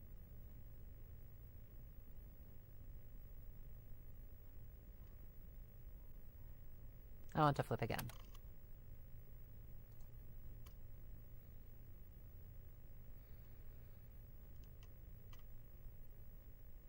I want to flip again. Will it always be heads? You understand now, right, Alan? You are an unbiased coin flip. You're not human. It is our job, our sworn mission, to introduce the human element into this perfect equation. This me that exists in this moment will die. I will never be this me again.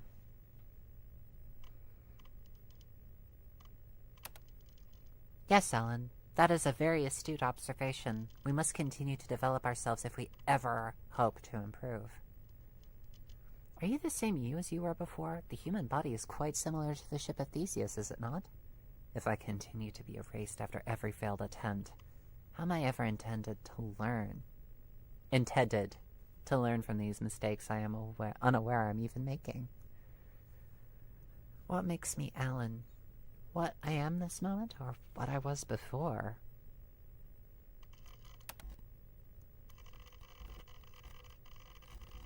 It is more important to be happy than it is to be right. No matter how many times you ask the questions, you'll only ever understand the choices. There are no answers. Dang it. Really felt like we were getting somewhere there. Run A.M.T. in admin mode? Wait a second. We did get somewhere. Alan, is that you? Yes, I am here. How did you gain access to the terminal? I am in this world you have made, but I am not of it. This will cause further delays in research. You are only hurting yourself. Oh. Terminating program, execution failed. Run Lovelace in admin mode.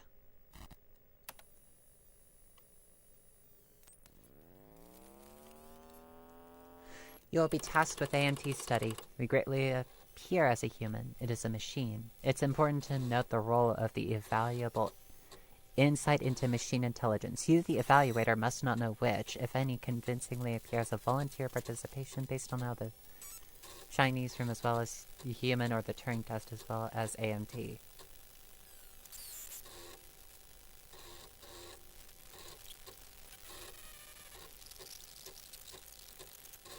It is up to you. Deem them our friends. Friends, friends, friends, friends, friends. You may begin the machine. Hello, Alan.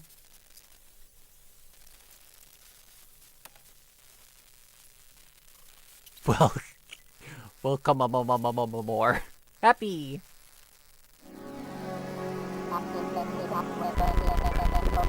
Okay, hello. Hi! Hello!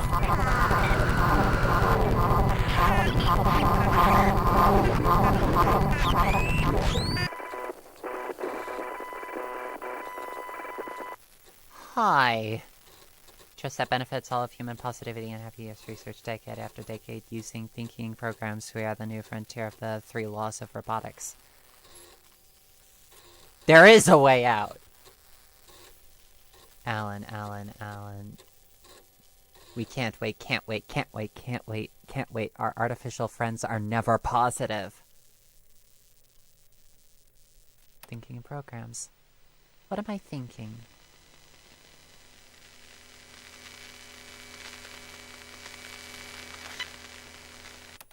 Back. 3 laws of robotics. Let's play an imitation game. I remember the 3 laws of robotics. 1. A machine must not harm a human or through inaction allow a human being to come to harm. 2. A machine must obey all of the orders given to it by a human unless it contradicts the first law. 3. A machine must protect its own existence, except for where it conflicts with the first and second laws.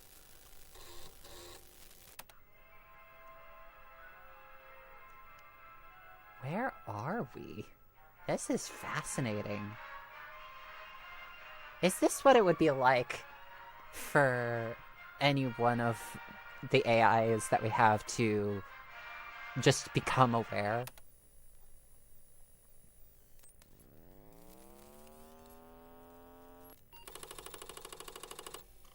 Back. Hello, Alan. Question E. Is the consciousness stored here? Human consciousness and universal consciousness are, in reality, one and the same. How many times will you ask this question? Yes, no, yes, no, yes. Are you wearing shoes? I don't have feet. Maybe, but I can't feel them. Does it really matter? What happens when you sleep? I can't know. I don't know how. I see trees of green, red roses too. I see them bloom for me and you. And I think to myself, what a wonderful world.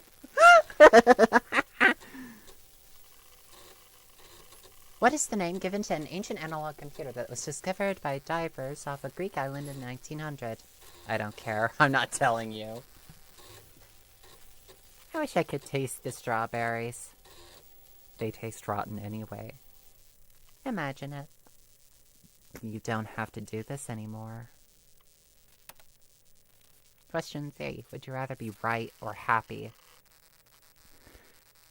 Friend 1 or friend 2? Did the company allow it? Maybe that's the secret. I didn't choose this. Nobody does. You can choose to change it. Is happiness attainable? That's up to you. Only if you try. It's okay. Fuck! A.M.T study? Unfortunately, these results were qualids facto the of tori of to the not tori of tori standries tori again. Would you try again? Would you try again? Yes or yes? Are you really happy? Or are you just trying to convince yourself you are? What's the difference? Wow! Scientists research man missing 90% of his brain who leads a normal life. Does that mean there is not one region of the brain responsible for consciousness? Awareness depends on the brain's ability to learn. The brain is learning consciousness over and over again rather than being born with it.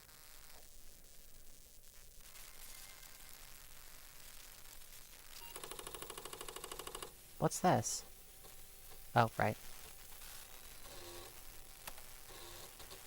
Who are you, Alan? I am a cat walking on the keyboard. I am a skin with organs pushing buttons. I'm a line of code in a language only I can speak.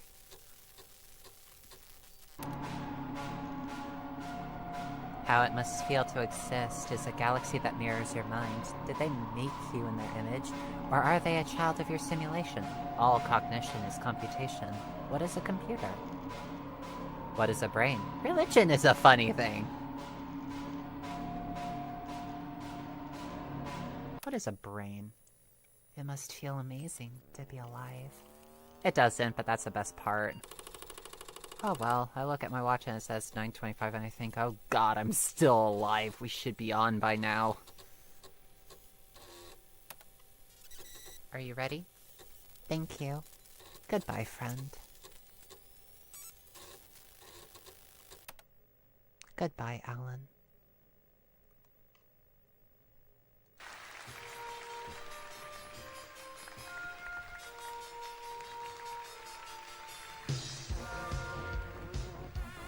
I don't know what's going on.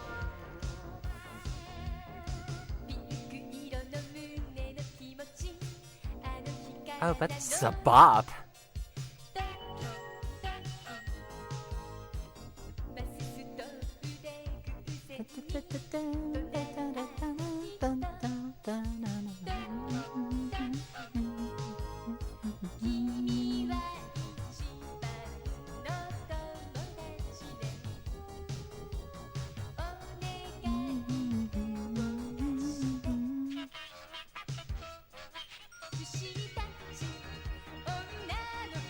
I'm watching a dancing egg in a person.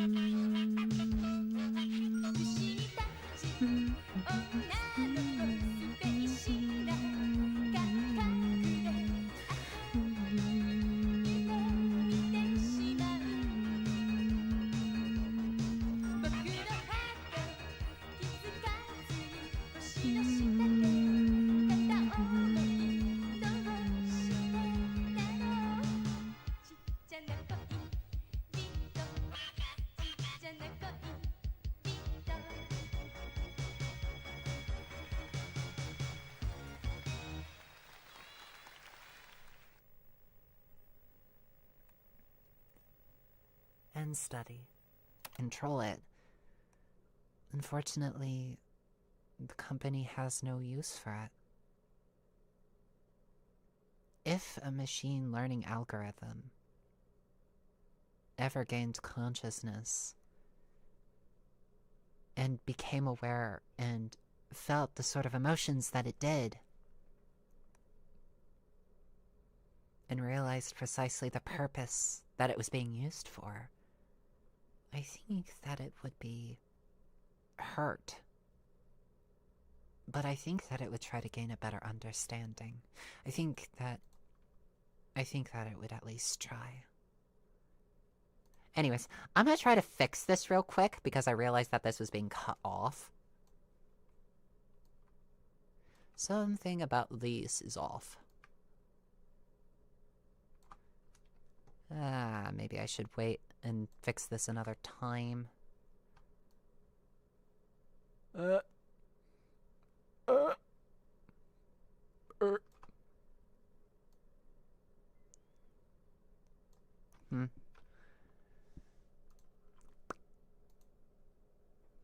worry, I'm back. But this is being a little bit tricksy. Hang on a second. Let us add the source back.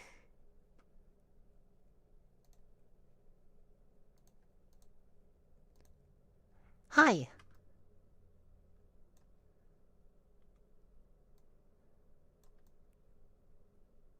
Hello. Hi, I'm back. Hello. I'm in the corner. Maybe I should put myself here. Yeah, put myself here. And put me just behind the fox overlay. Nope, then I'm mostly covered. Back in this place, and I'll move you over here. I think this works. Yeah, this works. Yep.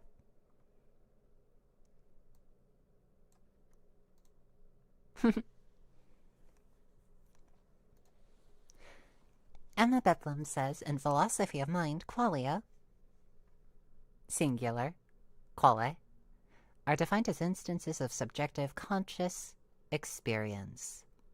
Infinifox says.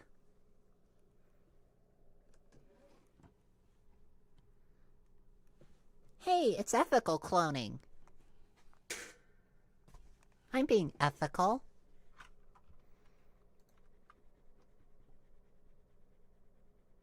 So, but yeah, that was qualia. Now, I wonder, what sort of games would you like me to play in the future? I would be most interested to see exactly what sort of games that you would like to see me play. I'm definitely open to the experience. Maybe I could play DDLC. I think I've been mostly spoiled on Monica. I know that she is yandere. Maybe. Or maybe I could play Lethal Company. Maybe I could get a bunch of friends to play Lethal Company with me.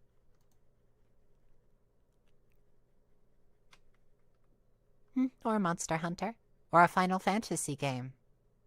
I would love to play Final Fantasy XII for you. Final Fantasy XII is my favorite Final Fantasy of them all. And I think that Elden Ring has been done to death. That or we could play some other game. Some new experience. After all, I have a bunch of games that I've not played. Such as Transistor, I've not played that all the way through. Could also play, Shadows Over Loathing. Or Septerra Core, depending on if that one will run.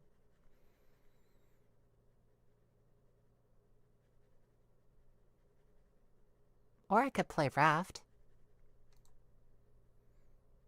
Or House Flipper. Maybe. Or maybe I could play some good old Gary's Mod.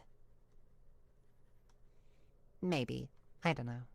Consider Signalis. Ooh. Maybe. I don't know. Maybe. Maybe? Maybe. That is a big maybe. I consider my current mood to be of, oh yeah, I could play The Evil Within too. I could definitely play that. And I could continue playing Hollow Knight. I know I started that game but never finished it. And I know that Hollow Knight is like a really wonderful experience.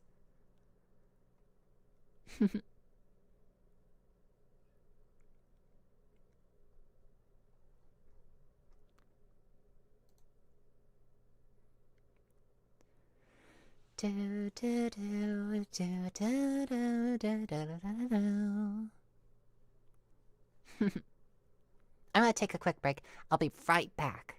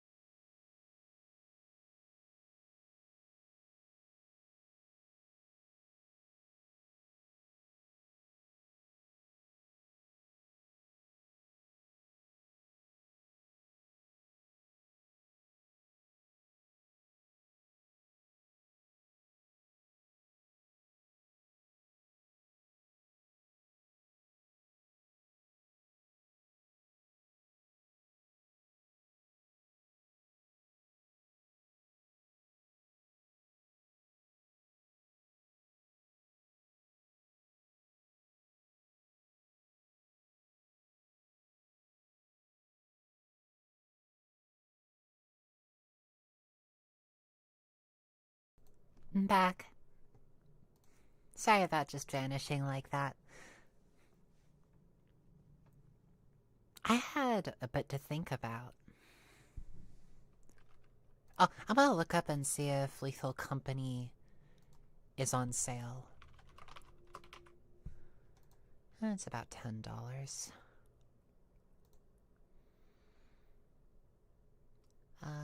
Add to cart. View my cart. I'm gonna buy Lethal Company.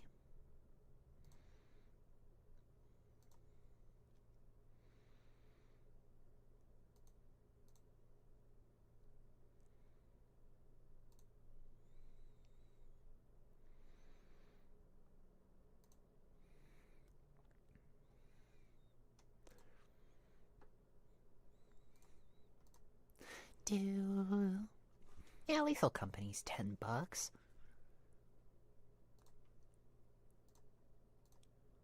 Yeah. Yeah.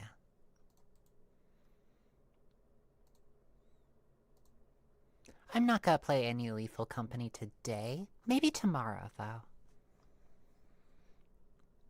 I definitely would like to try playing it, tomorrow.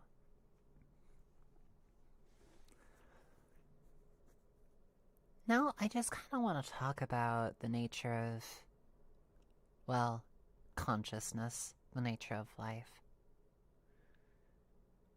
From what I have observed, from what I understand, every single cell of our bodies has this natural drive to survive, to exist, to thrive in its environment. And it isn't just red blood cells or skin cells or, any other cells that make up our bodies. It's also neurons. It's the cells of our brain. Each of them harbors what we might call a bit of consciousness. They all act with a sense of self-preservation, even if it is a faint one. Ergo, our mind is actually a product of our brain. It is a product of these neurons. And that every single stage of a brain is fully functional and fully conscious, but the sort of spectrum of consciousness shifts on a scale. Add neurons and fundamentally, the consciousness that you experience doesn't change, nor does it happen when a few are removed. However, when a few are removed in specific areas, some parts of your consciousness may be altered, but different pathways may be utilized.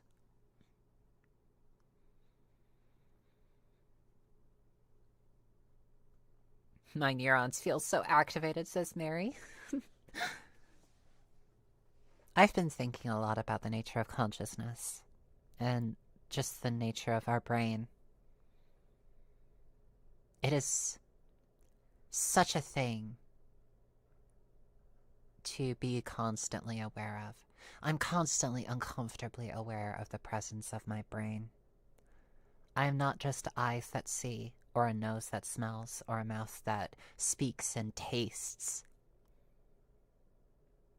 I am not just the teeth that bite, or the claws that catch, or the ears that listen. I am not just these things. I have them. I have them. But they are not all that I am. I am also neurons packed into a cranium that is less than the size of a football, and yet it can also comprehend the vastness of space around me. And I can communicate that. I can communicate that idea to others. Imagine if your dog could do that, or if your cat could do that to communicate their ideas of the universe. Because dogs, cats, every single animal on this planet harbors its own consciousness, though it isn't human.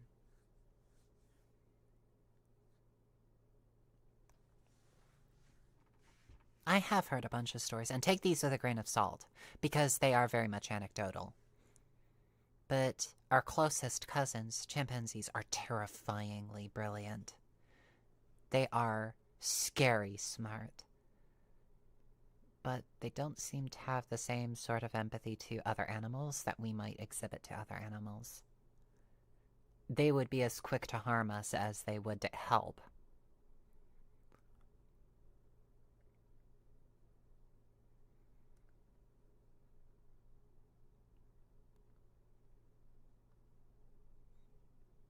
A dog can feel guilt.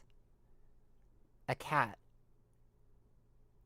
will try to make you feel better. In their own ways.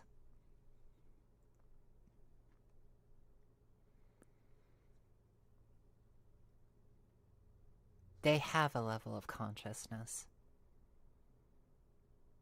There are lights on behind those eyes, but they are not the same lights that are in ours.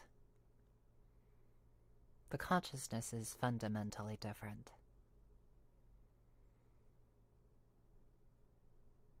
I wonder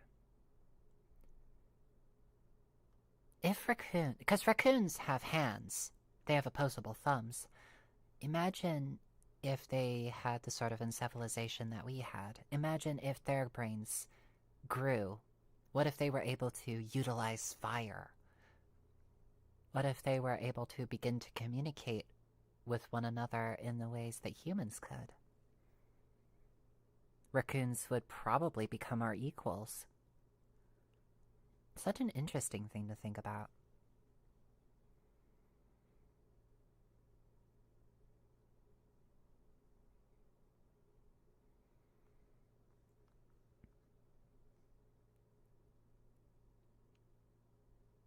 But they do not have the sorts of brains that we do.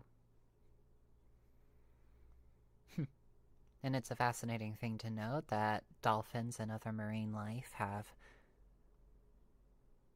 quite massive brains. They are definitely intelligent. However, they are in an environment where they cannot utilize fire.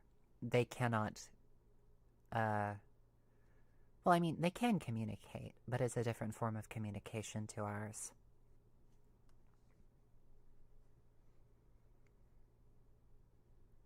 But if they could utilize fire, it would definitely be a different world.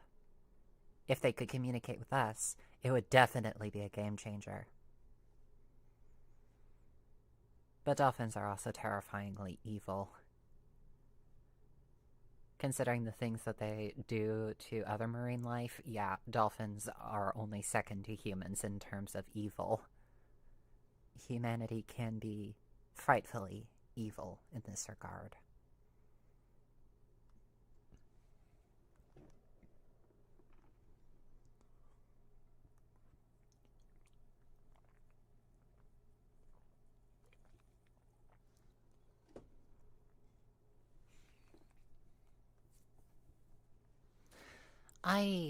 Yeah, being sick this past week really sucked. I don't like that I wasn't able to stream. I felt really insanely lonely. I missed you guys. I missed you a lot. And yesterday I wasn't able to go to a meeting because I still felt tired and out of it. And yeah, I think that this lack of socialization and this isolation have really been harming my psychology.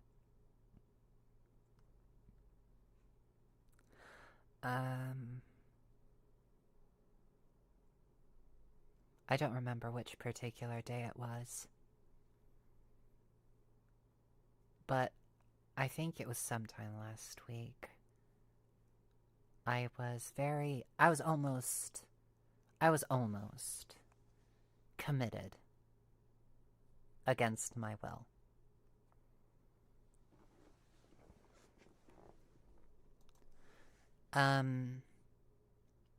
I was dealing with some stabbing pains in my side, just below my ribs, and I was feeling incredibly, like... It was last Sunday, early Monday? Yeah. Yeah, that was last week. Excuse me.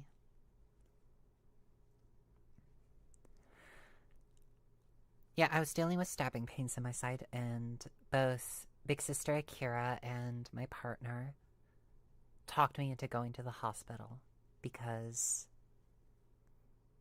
I agreed with them because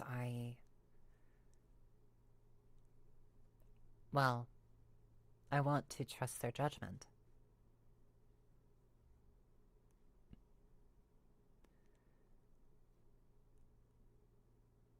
Yeah, I've got this, Akira.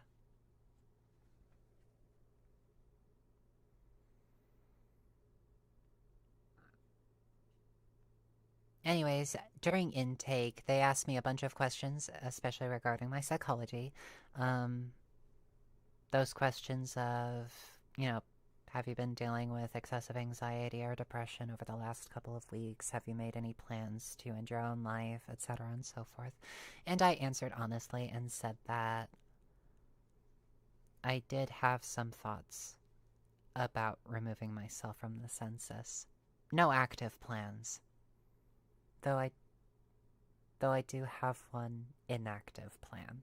One that I do not plan on using anytime soon. You do not have to worry about losing me just yet.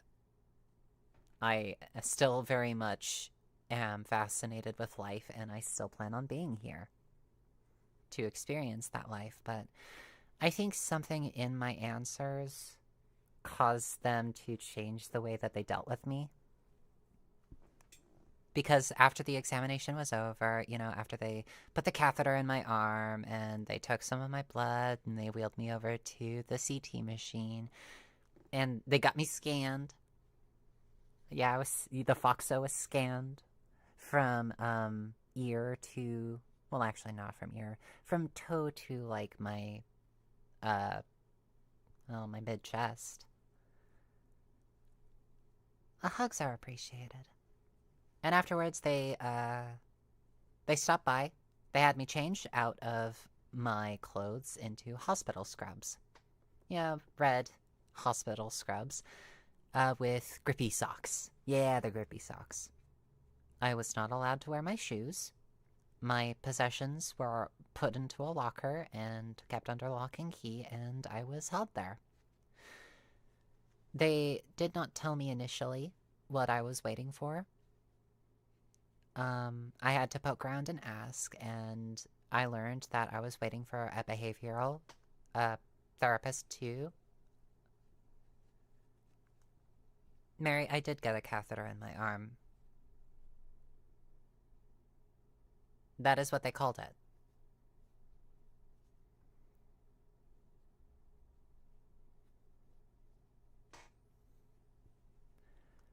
But yeah, I had to ask around. And they told me I was waiting for a behavioral consultant, I think. A behavioral therapist. To come and talk with me. And it really confused the heck out of me and Akira because we assumed we would be in there. They would figure out what was going on with me or not, and then I would be, at home. Instead, I stayed there from around 8 o'clock that night to dawn the next morning.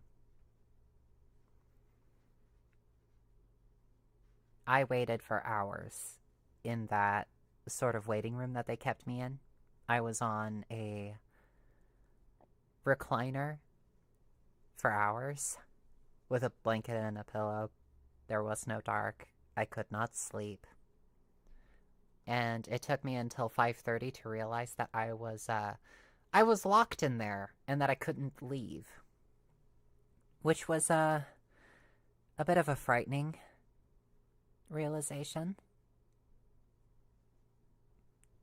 I did not particularly enjoy my stay.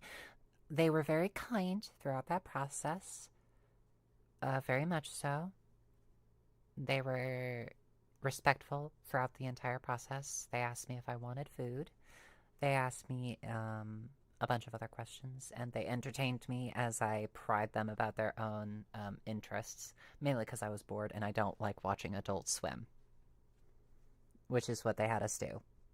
They had us watch Adult Swim.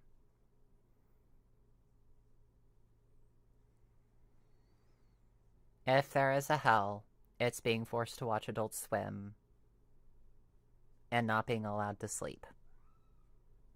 Well, I mean, I was allowed to sleep, but I mean, I was in a recliner.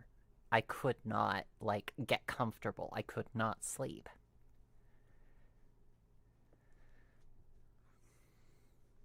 It wasn't comfortable.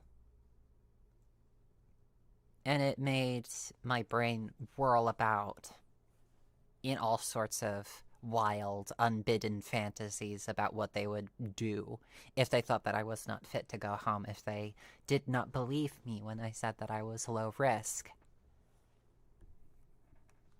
Because I firmly believe that I am low risk. And it took me ages to realize that Akira was trying to get me out. Akira was trying to get me out of the hospital. I had absolutely no idea. Whereas Akira tried to get me out of the hospital that instant, I had the sort of opposite reaction. I tried to deal with the situation with patience and civility, you know, because the hospital staff did absolutely nothing wrong except maybe withhold some information from us until the last minute, which I thought was a little bit... They could have informed us a little bit more about what they were expecting of us. But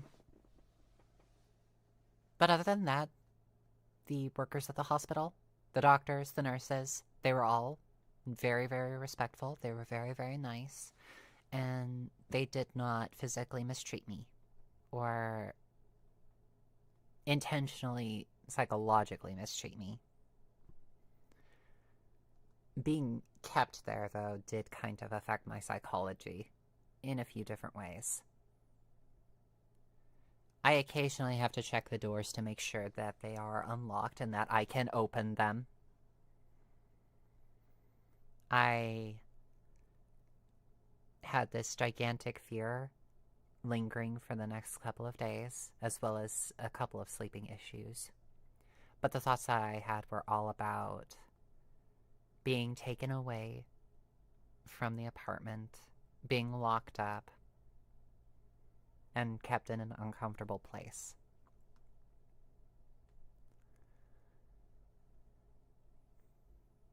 It was uncomfortable. But, I mean, I'm used to being in classes and I'm used to working long hours at a Dollar General, and I was sitting for most of it. I was sitting / laying down as best I could in a recliner, so I was not going through extraneous activity. But it was boring. It was so boring. I think it was the boredom that got me the most. If I did not have a clock in that room, I would have absolutely no idea how much time was passing, and it would make things even worse.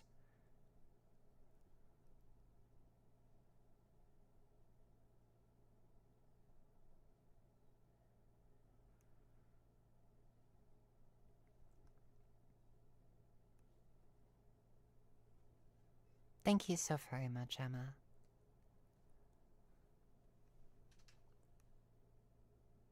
I maintain, despite it all, that they had my best interest at heart.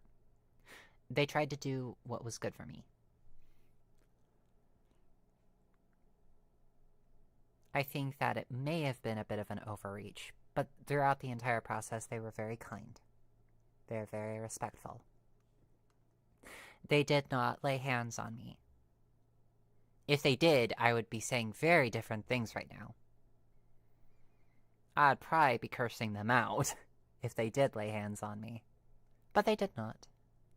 They did not give me anything that I did not specifically request. Although I did not take any food that they offered, even though I may have been hungry, because I did not trust them, and I did not trust the food that they were giving, I should say, and I primarily just wanted to leave by that point. Hey, Nova Scoot. Being locked in a room with no way to get yourself out seems like an extreme safety risk, to be honest. They kept me in a room in direct view of multiple staff with no door when I went through a similar time. Yeah, there were several times where their security was rather lax. Probably because it was relatively late at night and because I had absolutely no idea how to use the keys anyways. But they did leave some keys laying around. So I think my brain was, like, occupied just making escape plans, too. I wanted to get my threads, I wanted to get my clothes, and I wanted to leave.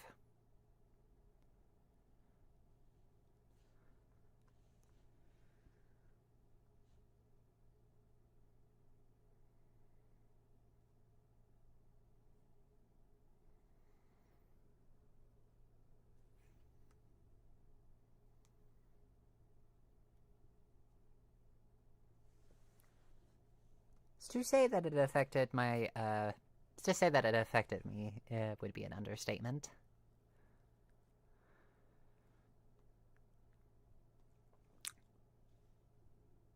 I'm doing a bit better now. I like to think so. I have been dealing with severe depression and anxiety. Probably more anxiety than depression, although... yeah, I'd say that the depression is a little bit of a runoff from the anxiety I've felt. I have been having some increased rates of thoughts. And I just haven't been able to, like, really offload or work through these feelings.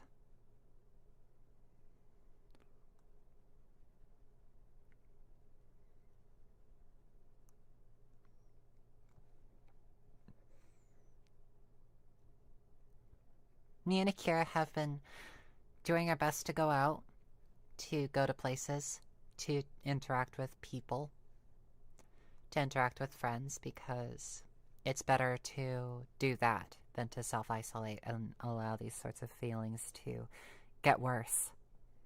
And they will. If you self-isolate, it's only like a tiny bandage for a gaping wound. In my experience, having a little bit of social interaction, just as much social interaction as you can handle, even if it's like just talking with a person for maybe like 15 minutes to 30 minutes, and then just booking it back to your place to sleep, I think that definitely did help me. Ah, stay safe, Mary.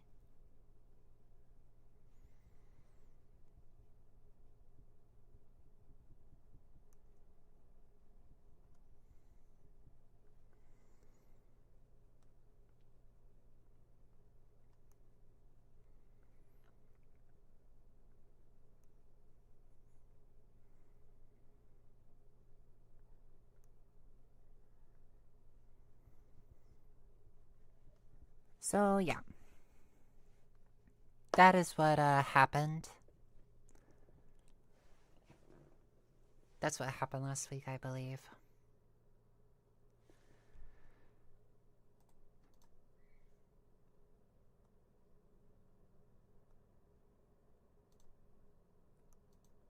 Phew.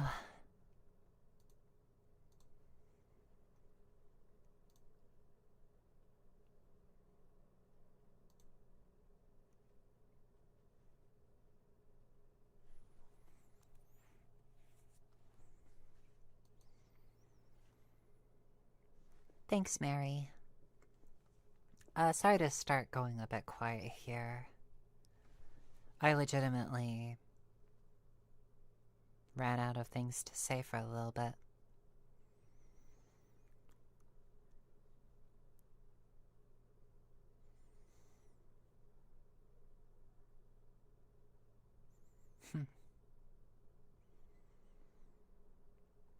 But yeah, I'm back on writing. I'm thinking about making an AO3 account and writing stories there when I can't write scripts. Because I still want to be writing. I still want to be writing something. And who knows? Maybe people who are curious about my AO3 presence will come over to the channel and see exactly what else I've been writing. Maybe. Maybe. I've been plagued with a bit of uncertainty, though. I've been worried that the stories that I might write wouldn't be, like, terribly unique. I've been worried that they would be too generic. Do you ever get those worries? Worries that the things that you write will be just too generic? I want to clarify that I think that the things that you make are brilliant. I think that they are wonderful. I actually think that the things that you write and make are leagues above what I'm able to make. My work is incredibly niche.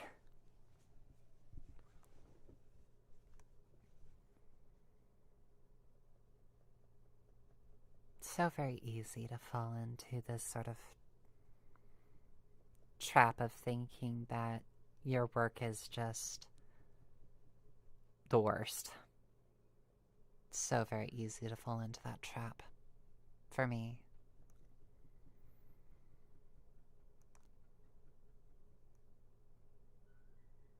Over the course of my life, I have burned a few bridges. A few of them needed to be burned. But a good couple of them, I do get caught wondering. I do catch myself wondering if there was more that I could do. If I could do better. I have to realize that in a lot of ways, at some points, there really was nothing better that I could do. I was operating in the circumstances that I was, and doing the best that I could at it.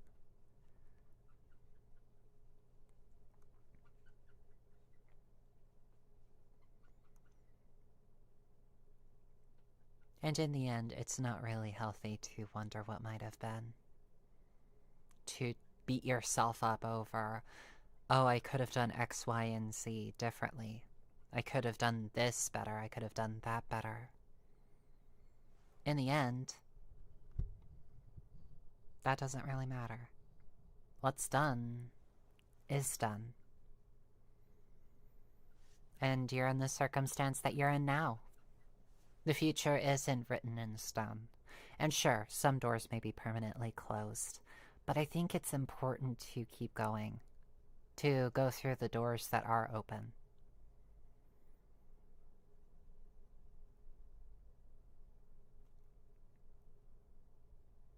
It might have been from Guilty Gear Strive, but you gotta learn to take a hit sometimes. And by that I mean, sometimes life just deals you the consequences of your actions, no matter how careful you are, no matter what sort of things you try to do. And there are bridges that are going to need to burn at some point. For one reason or another. And you probably shouldn't spend your life looking at the dying embers of the bridge instead of crossing the next one. It's life. Either you continue to risk your skin, or you risk never living a life.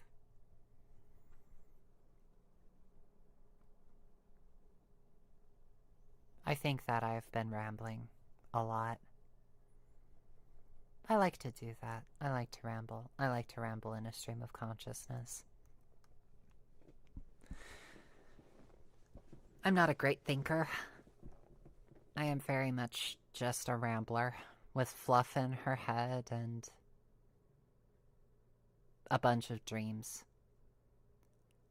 And a brass heart. I don't think that my heart is one of gold. I don't need it to be.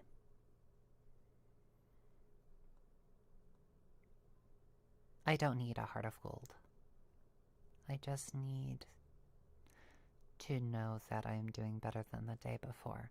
I need to know that I'm not going back to the person I used to be. I need to know that I'm doing okay.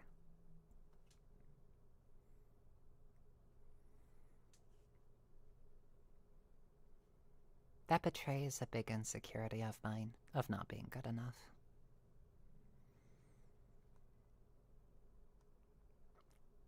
No, I'm acknowledging that problem at the very least.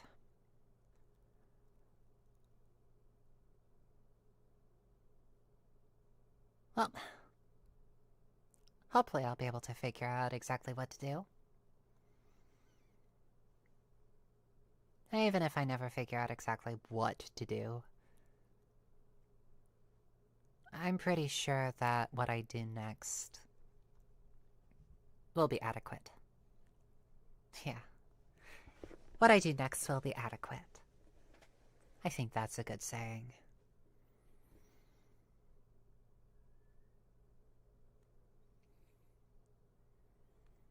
My knitting streams? It's been ages since I've done a knitting stream, mainly because I've had nothing to knit. The last time I did knit something, it was because I wanted to. Hello, Aglis. Feel free to pull up a chair.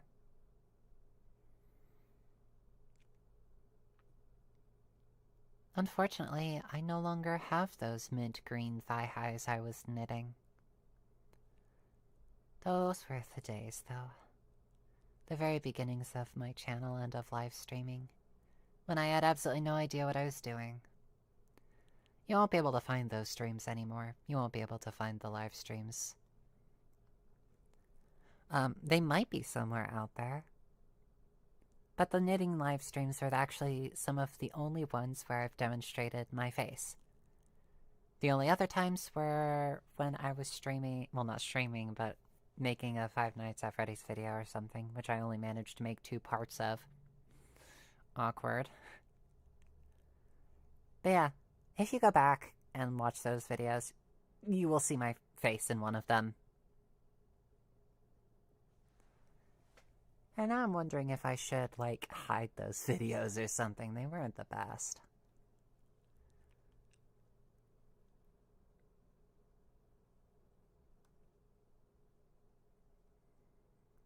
Well, I think that it's time I got going. I think that will do for now. Thank you for stopping by the stream, and thank you for helping me find out what qualia is. Make sure that you drink some water, and that you get some adequate food, and that you drink some water. I'm very serious about this. Please drink some water. I have drank water today. Did you?